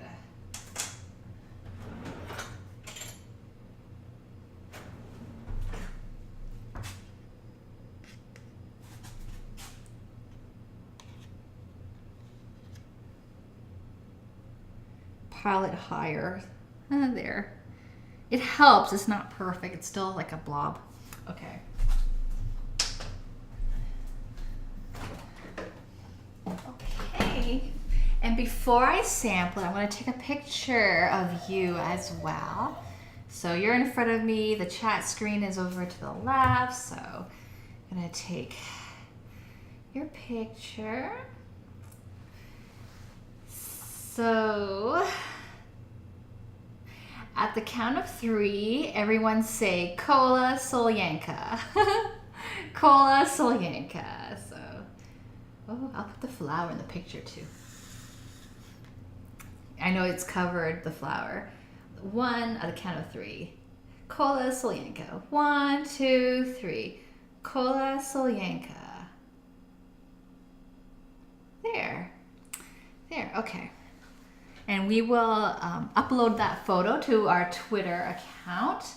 If you hit !social, you'll get our social media page. Okay, I guess I have to be more this way so you can see. I'm right-handed and the camera's here, so my arm blocks you when I eat. And maybe I can try like left-handed, so like you can see. Yeah, okay. All right, it looks like martini from up here. Liquid part of your soup looks just, thank you. And with this ingredients, I'm sure it tastes good. Thank you. Liver. Liver is it's an acquired taste. It's definitely very, very rich and creamy, but it's nice every now and then. I have it in Vietnamese sandwich. It's really good. Yeah. But I can't have a full liver steak. I tried that. I went to a steak restaurant and I ordered liver and it was a full liver, and after eating like three pieces of it, I just felt like so much. It's so livery. It's so rich. Yeah, so I can't do too much. Yes, liver is an ingredient that some people will love, and as for me, I love liver and know lots of ways to cook it. You do liver strike, okay? Liver stroganoff, liver lard barbecue, liver pancakes. Interesting. I'm gonna look all that up. Yeah, my parents love liver. Me and my sister hate it. Grab a bit of cream with a spoon of soup. Okay. All right. So I guess we're starting with the soup because I've got the spoon in my hand. So, okay. And with the soup. Okay. Okay. I like the yogurt with the soup. With that spoonful, I tasted more yogurt because that's the first thing that sort of entered my mouth. But the soup sort of dilutes it and adds a warm, meaty broth in the backdrop. And I did water this soup down by adding some more of that blood curd brine and water, I think. But the pickle brine definitely stands out, and it doesn't really taste like pickle to me. It kind of tastes like tomato soup where you have a little bit of acidity going on. So it's like a meat broth with tomato. That's what it really tastes like. Yeah, Mmm. Mm. And I bit into sausage chunks. Yep. And I think the lemon just enhances that acidity, that pickle brine, or that tomato acidity. We have a bit of tomato in here. We have some tomato paste too, but the pickle brightens it. Mmm. You'll know. Pearl Kitty doesn't like liver. I usually have liver with congee. Congee is an Asian porridge. So instead of using oatmeal to make your porridge, it's replaced with rice. It's rice overcooked in extra water, and it's typically served with slices of meat, and liver is a popular one to go with congee. Yeah. Okay, there's a potato. Mmm. I like adding the pickle brine. And the yogurt adds a bit of acidity to it. I'm gonna try some blood. No. There's no flavor to the blood. There really isn't. It's just texture. Mm-hmm.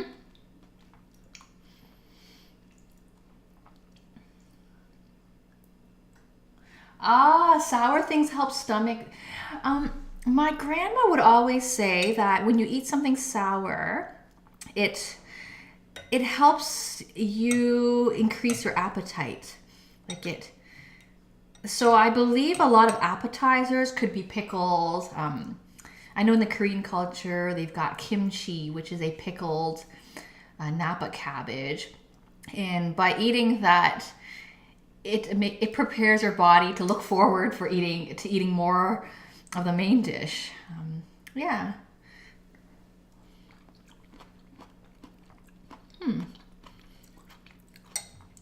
When I was getting ready for this recipe for this stream, I was researching pickle juice again, and there are apparently health benefits to consuming pickle juice, even drinking it.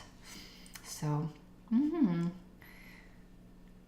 you drink all the soup before touching the chunks. Yeah, the soup is very nice. Just imagine your meat broth with. It doesn't taste like pickle. It just tastes almost like tomato. So it's very, very hearty. Yeah.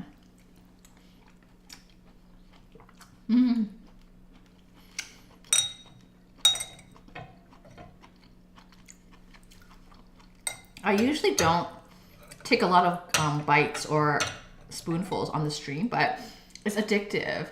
And another thing is sour things are like addictive. I don't know if it depends if you're into pickles, but yeah, it's almost like candy. You just like have more and more. And it's light. It's not overpowering. I used a 1/4 cup of pickle broth. And I'm glad now I have a use for the pickle brine.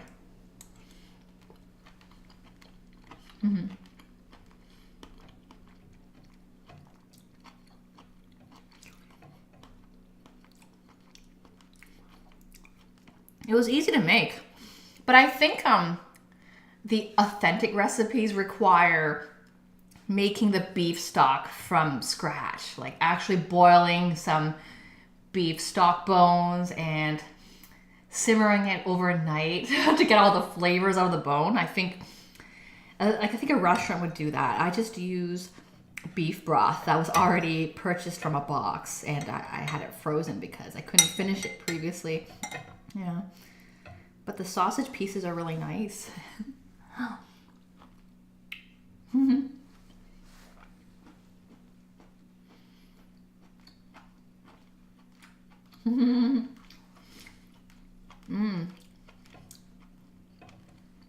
Okay, let's have some cola chicken. So this is root beer chicken. All right, I'll get a knife and a fork.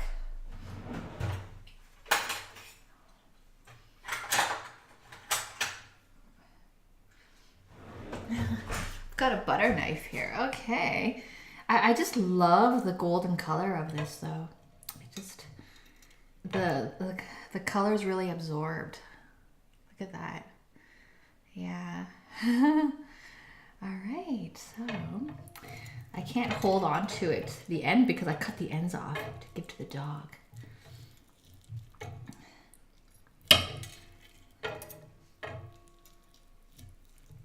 I also feel like the soup, I can add some pasta to it because minestrone soup, which is a popular Italian soup, is a tomato meat broth soup that has little noodles in it.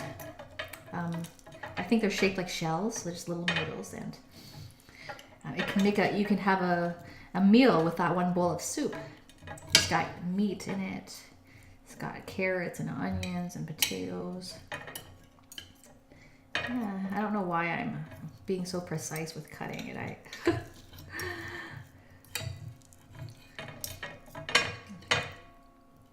All right. All right. And this cake plate isn't very stable. Okay. Oh, you've had cola chicken, Colonel Guga? Yeah.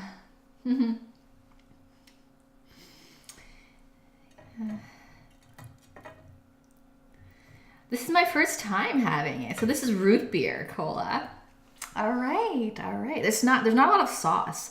I could pour a bit of gravy on it. Let's do that. Let's get a little gravy. I know the camera's no longer back there, so I'm just back here getting some gravy.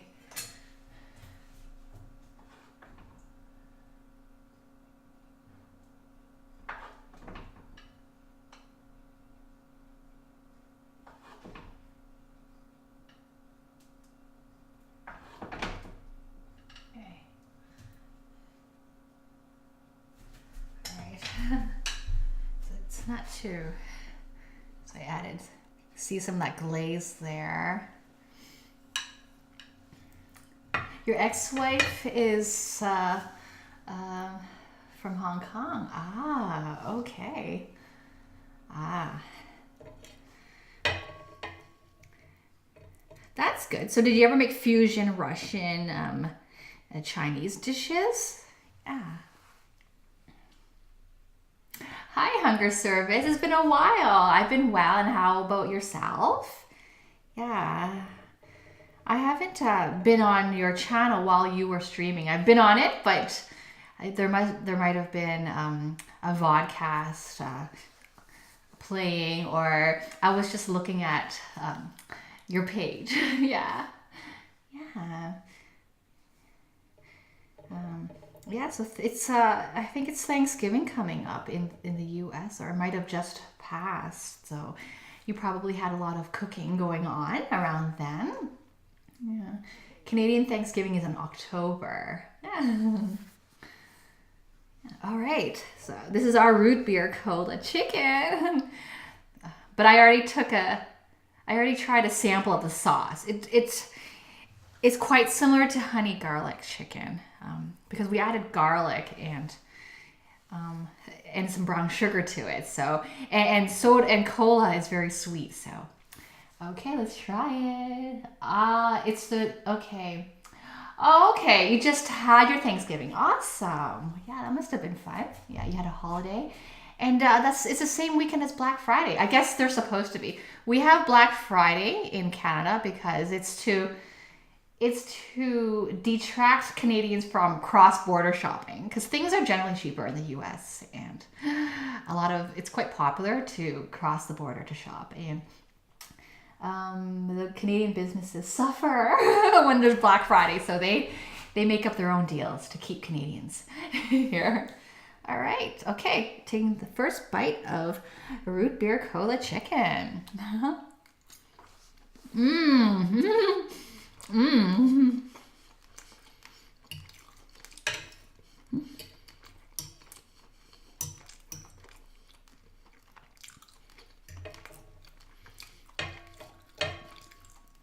It's definitely really yummy and sweet. It's quite comparable to honey but not so much of a honey taste, more of a sugar taste. And there's no fizziness from the cola. It's sweet. Yeah. It's a malty kind of a sweet, like a brown sugar sweet. And not so much like a birthday cake sweet, like a dessert sweet. Yeah.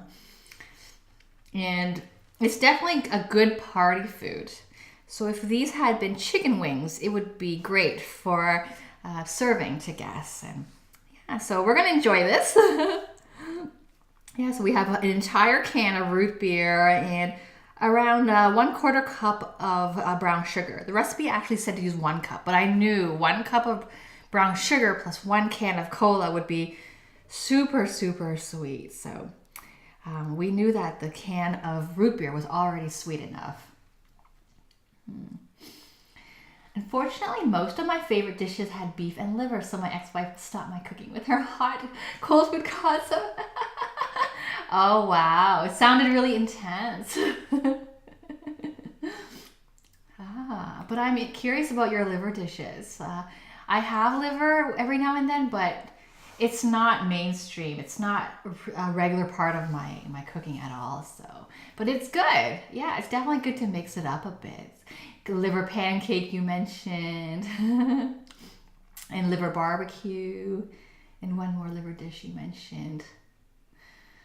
Thanks, Hunger Service. For people who don't like cola, there's also beer, yeah. So I did a braised pork with beer. Yeah, I think beer and cola and wine are popular ingredients to cook with, like our popular drinks to cook with.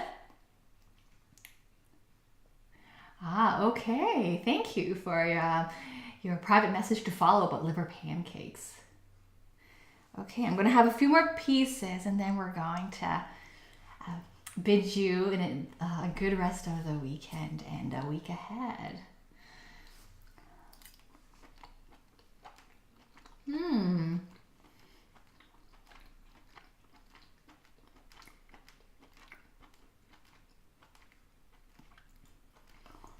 Interesting. Okay. Cooking, I've heard of beer with fish. Haven't heard of beef with fish. No, I mean beer. Yeah, I haven't heard of beef with beer. Yeah. I don't really know if you taste the beer. Yeah. Like with this cola chicken, I taste sugar. That's what I taste. I don't taste any fizziness. Beer and mustard. Okay. The bonus is you have leftover beer, or like while you're cooking, you can be drinking. Which is quite fun when you have a lot of people over and people are pitching in to help. It's nice to have a drink while you're cooking. Then none of it goes to waste. Hi, Giuseppe. How's it going? How are your exams? It's been a while. Yeah, so it's end of November, so you might be into your finals coming up. Yeah.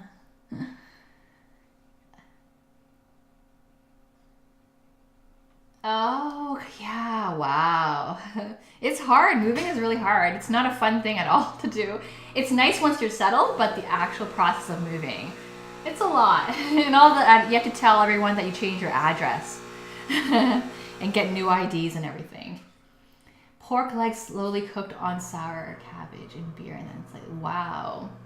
Interesting. You have a lot of cooking ideas. Pork legs slowly cooked on sour cabbage and beer and then slightly roasted.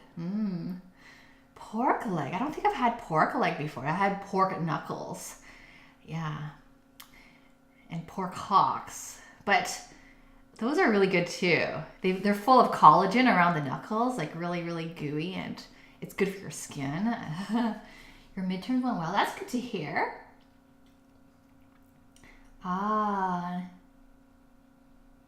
Oh, that's good. That's awesome. Okay, GRE. Sounds like a standardized test. Yeah. We don't have that one. Yeah, but I've heard of like I've heard of the SATs, but we don't do them here. People do them here if they want to go to study in the U.S., go to college in the U.S. I've heard of GRE. Is that the same thing? But I don't know what that's for. I've just heard of it. I've heard of the GMAT, the MCAT, the LSAT. Oh, your neighbor has so much interesting food. That's awesome. Yeah, it's quite diverse in New York. Knuckles will do great. Knuckles are great. I had a kangaroo for the first time. You had kangaroo meat? Wow. Wow. And tons of Greek food. Greek is good. Yeah, I like the kebabs and Greek salad. Greek salad has olives, kernel, guga. Ah, okay. Graduate school that are not business law. Okay. Okay.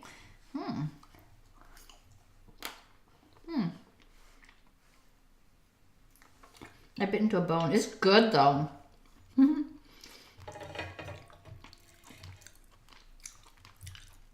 This cola chicken's a great idea. It's a great idea. It's, you can tell it's sticky, it's sweet, it's very, like if I were to be eating with my fingers, it'd be finger licking good. Yeah. Yeah. And I can't imagine that it's just cola that I use and a bit of brown sugar. Yeah. You're back. So we're trying the cola chicken.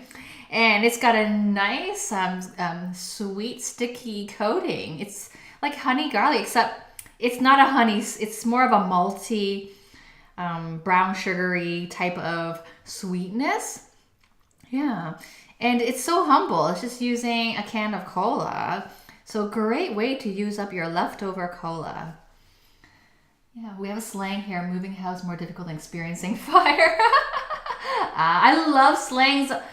Yeah, I love idioms. They're great.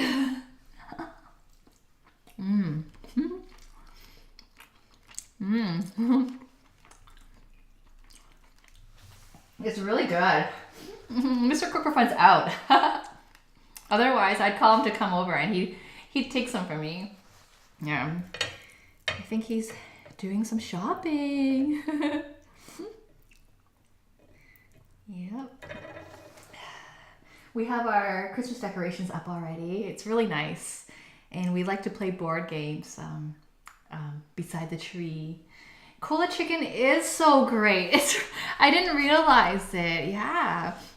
It's so humble. All I did was simmer some cola. Next time though, I can even simmer it right with the chicken. I just wanted to sear the chicken first to get some of the skin to get roasted. It's so easy. Yeah.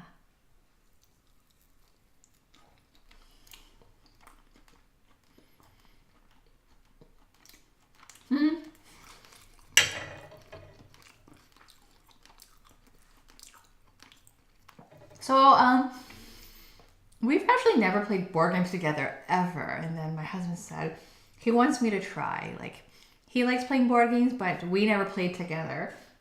And my husband bought this game off Kickstarter called Pandemic. The board is a map of different countries with cities, and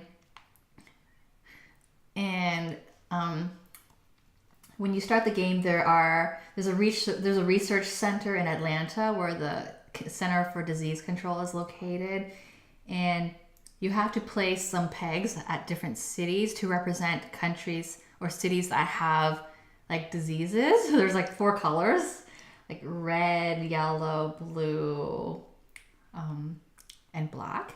And the players are playing together as a team. It's not against each other. We're cooperating. And there's different roles. There's like medics who, when medics arrive at a certain city, they have the ability to clear the disease there, or a disease can't be added to the country or the city that the medic is in. There's researchers who can share knowledge. You can share cards. Like your cards will have cities where that allow you to fly to that city, and you can share to help to get another player there. There's dispatcher, who can move someone else's pawn, so who can move that player somewhere else, dispatch that player to help treat the disease there. And you're constantly picking up cards that represent different events that are happening, or infections that are happening. And it's pretty fun. Yeah. And it's just fun to play that in front of the Christmas tree. It's like we have lights in it and it's just nice. Yeah.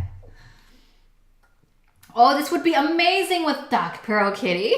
Amazing. Because duck, the meat is, it's like softer than chicken. And that sugary gravy from the cola sauce, it's soul food. It would just really melt in your mouth. The duck meat melts in your mouth. And when you've got this cola sugary sauce paired with something that melts in your mouth, I can imagine that being really, really good. Oh, you have Pandemic. We have both of them. We have the regular one and we have the legacy one. I didn't really want to play the legacy one until we played the regular one more, because the legacy one, you can play it once. Like after each, you keep adding these stickers to it, and it's not meant to be replayed. Like, and I wanted to, get used to the regular version before going to the legacy version. Yeah, it's fun. I enjoyed it. I like it because it's not competitive. It wasn't like we're trying to beat each other. We're trying to help each other cure diseases and prevent breakouts from happening in different cities, and it's fun. Yeah. In the legacy version, it says you can give names to the player. So my husband was he picked researcher, and it was a woman's picture, so I called her Petra Palomi. And then my character was a medic, and I picked Marnie Malik. It was just fun. Yeah. Oh, so you have a kitchen now. That's great. That's good to be going to school and having a kitchen. Like in a dorm, you can't have a kitchen, so you're limited to eating out or eating in the residence cafeteria, and like it's not the same. That's good. Oh no, the roaches. Yeah, you mentioned that. That's great.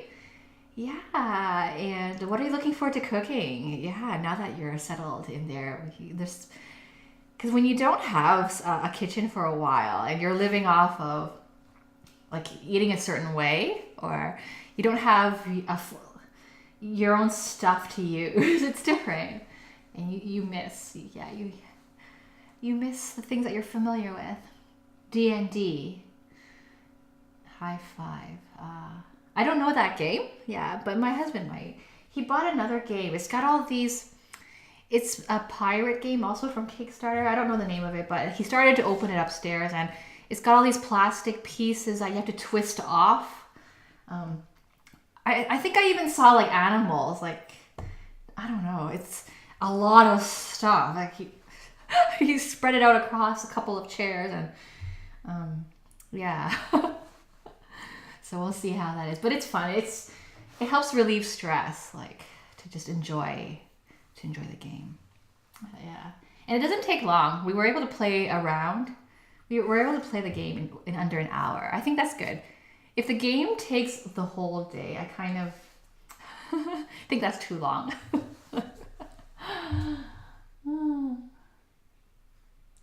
I think duck breast with cola sauce is a good idea. Yes. Because the meat is melting in your mouth, and the cola sauce. I think it needs to go with some rice, or maybe some bread or something, or maybe potato, because that sauce is very. It could go well. I feel like I want to mop it up with some bread or something. Yeah. Moving is stressful. Good stress. One or two other friends to stick out legacy with since it will be a great journey. Ah, we should. Yeah, I think, because we were thinking, like, there's so many roles, and between my husband and I, we're only playing 2 roles, and it's a lot more fun to see the different actions happening. Like, so I was medic. I like medic. I like being able to cure diseases. He was researcher, and there's a lot more roles. Dispatcher sounds pretty cool. Like sending someone else to another city to treat a disease or something. Yeah, or build a research station. Like that's a pretty cool role.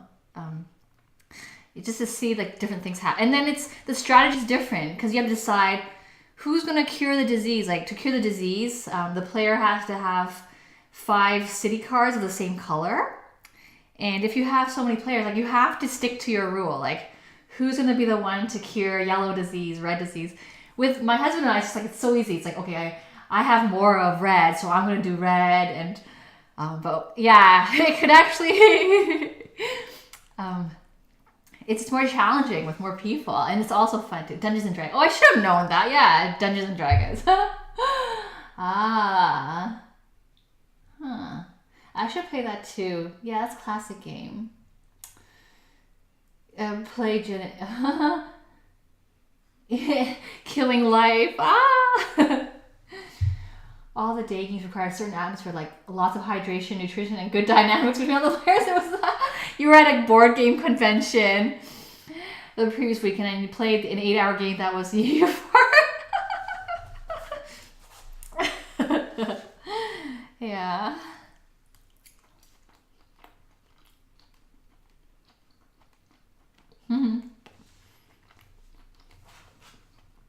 No, I understood your comment. I'm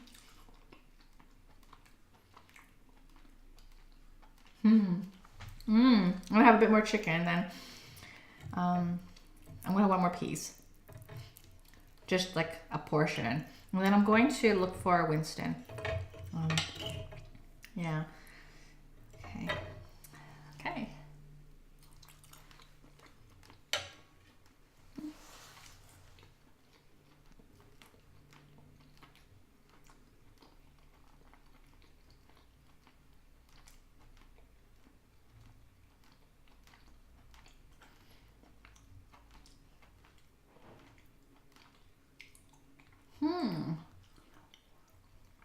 Interesting. I'm reading the comments.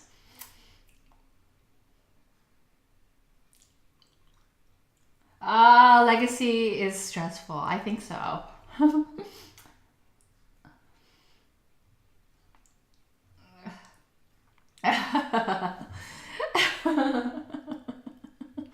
Yeah. Yeah. With Legacy, and you have to rip off certain cards to see what's the back of them, and then it's used. Like you can't replay. Like it's, you know, I don't like that. I like games you can play forever. Wow, you destroyed parts of the game.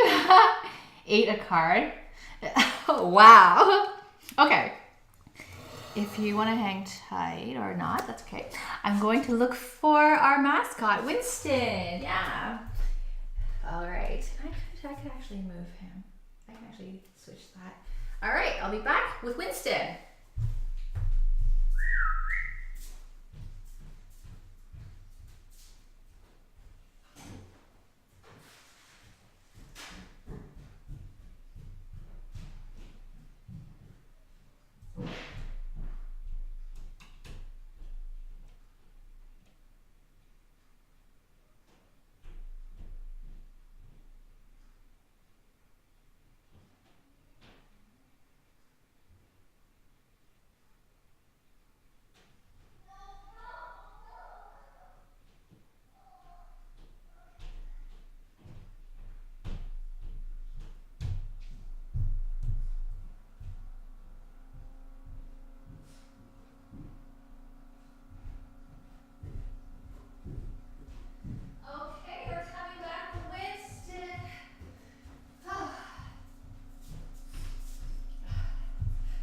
Okay, we're back. Okay. So,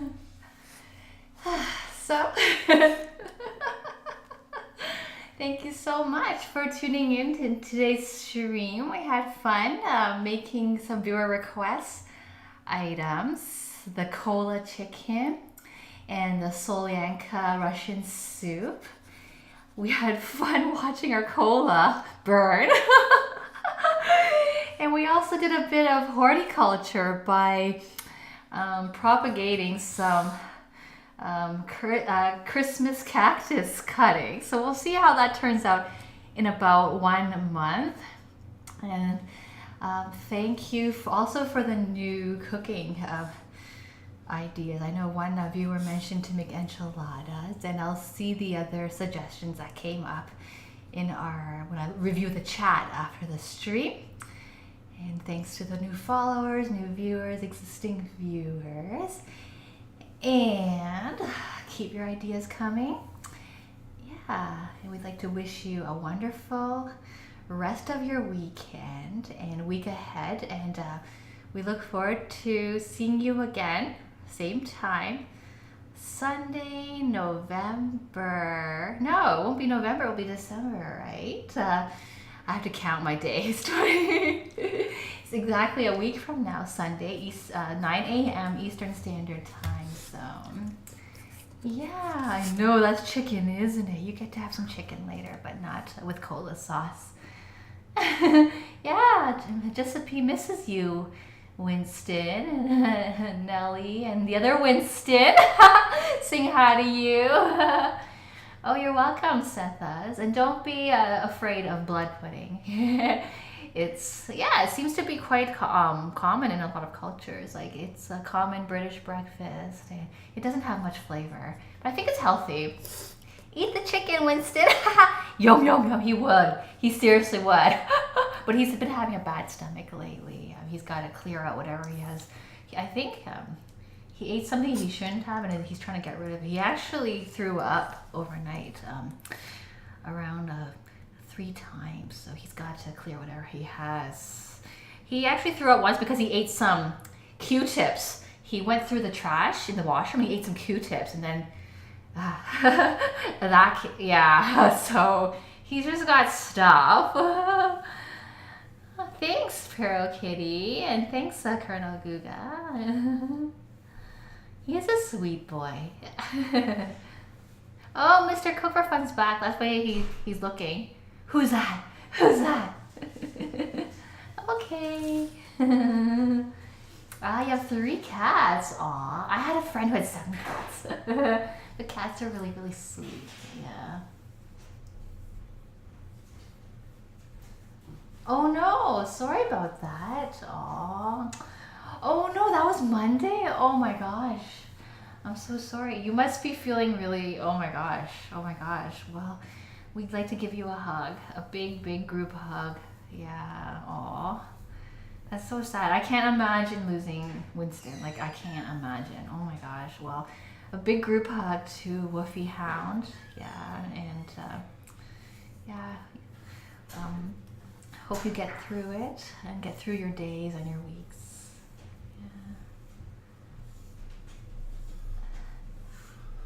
Yeah. All right. Yeah. Yeah, he's like a teddy bear. Aw. Okay. All right, well, take care, everyone, and we'll see you next week. So don't throw out your old, if you've got leftover beverage like cola or beer or wine, don't throw it out. You can probably use it in your recipe. If you have leftover pickle brine, don't throw it out. You could use it in your soup. 18 years. Oh, you had a good life. Aw. Aw. Okay. All right. Winston is 9 human years. Yeah. So he's also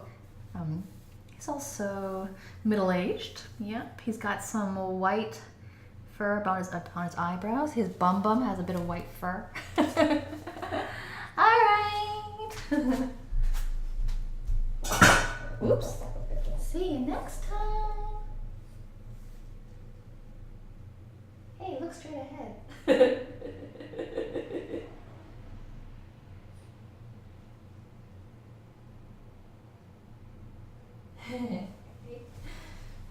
Take care. Bye.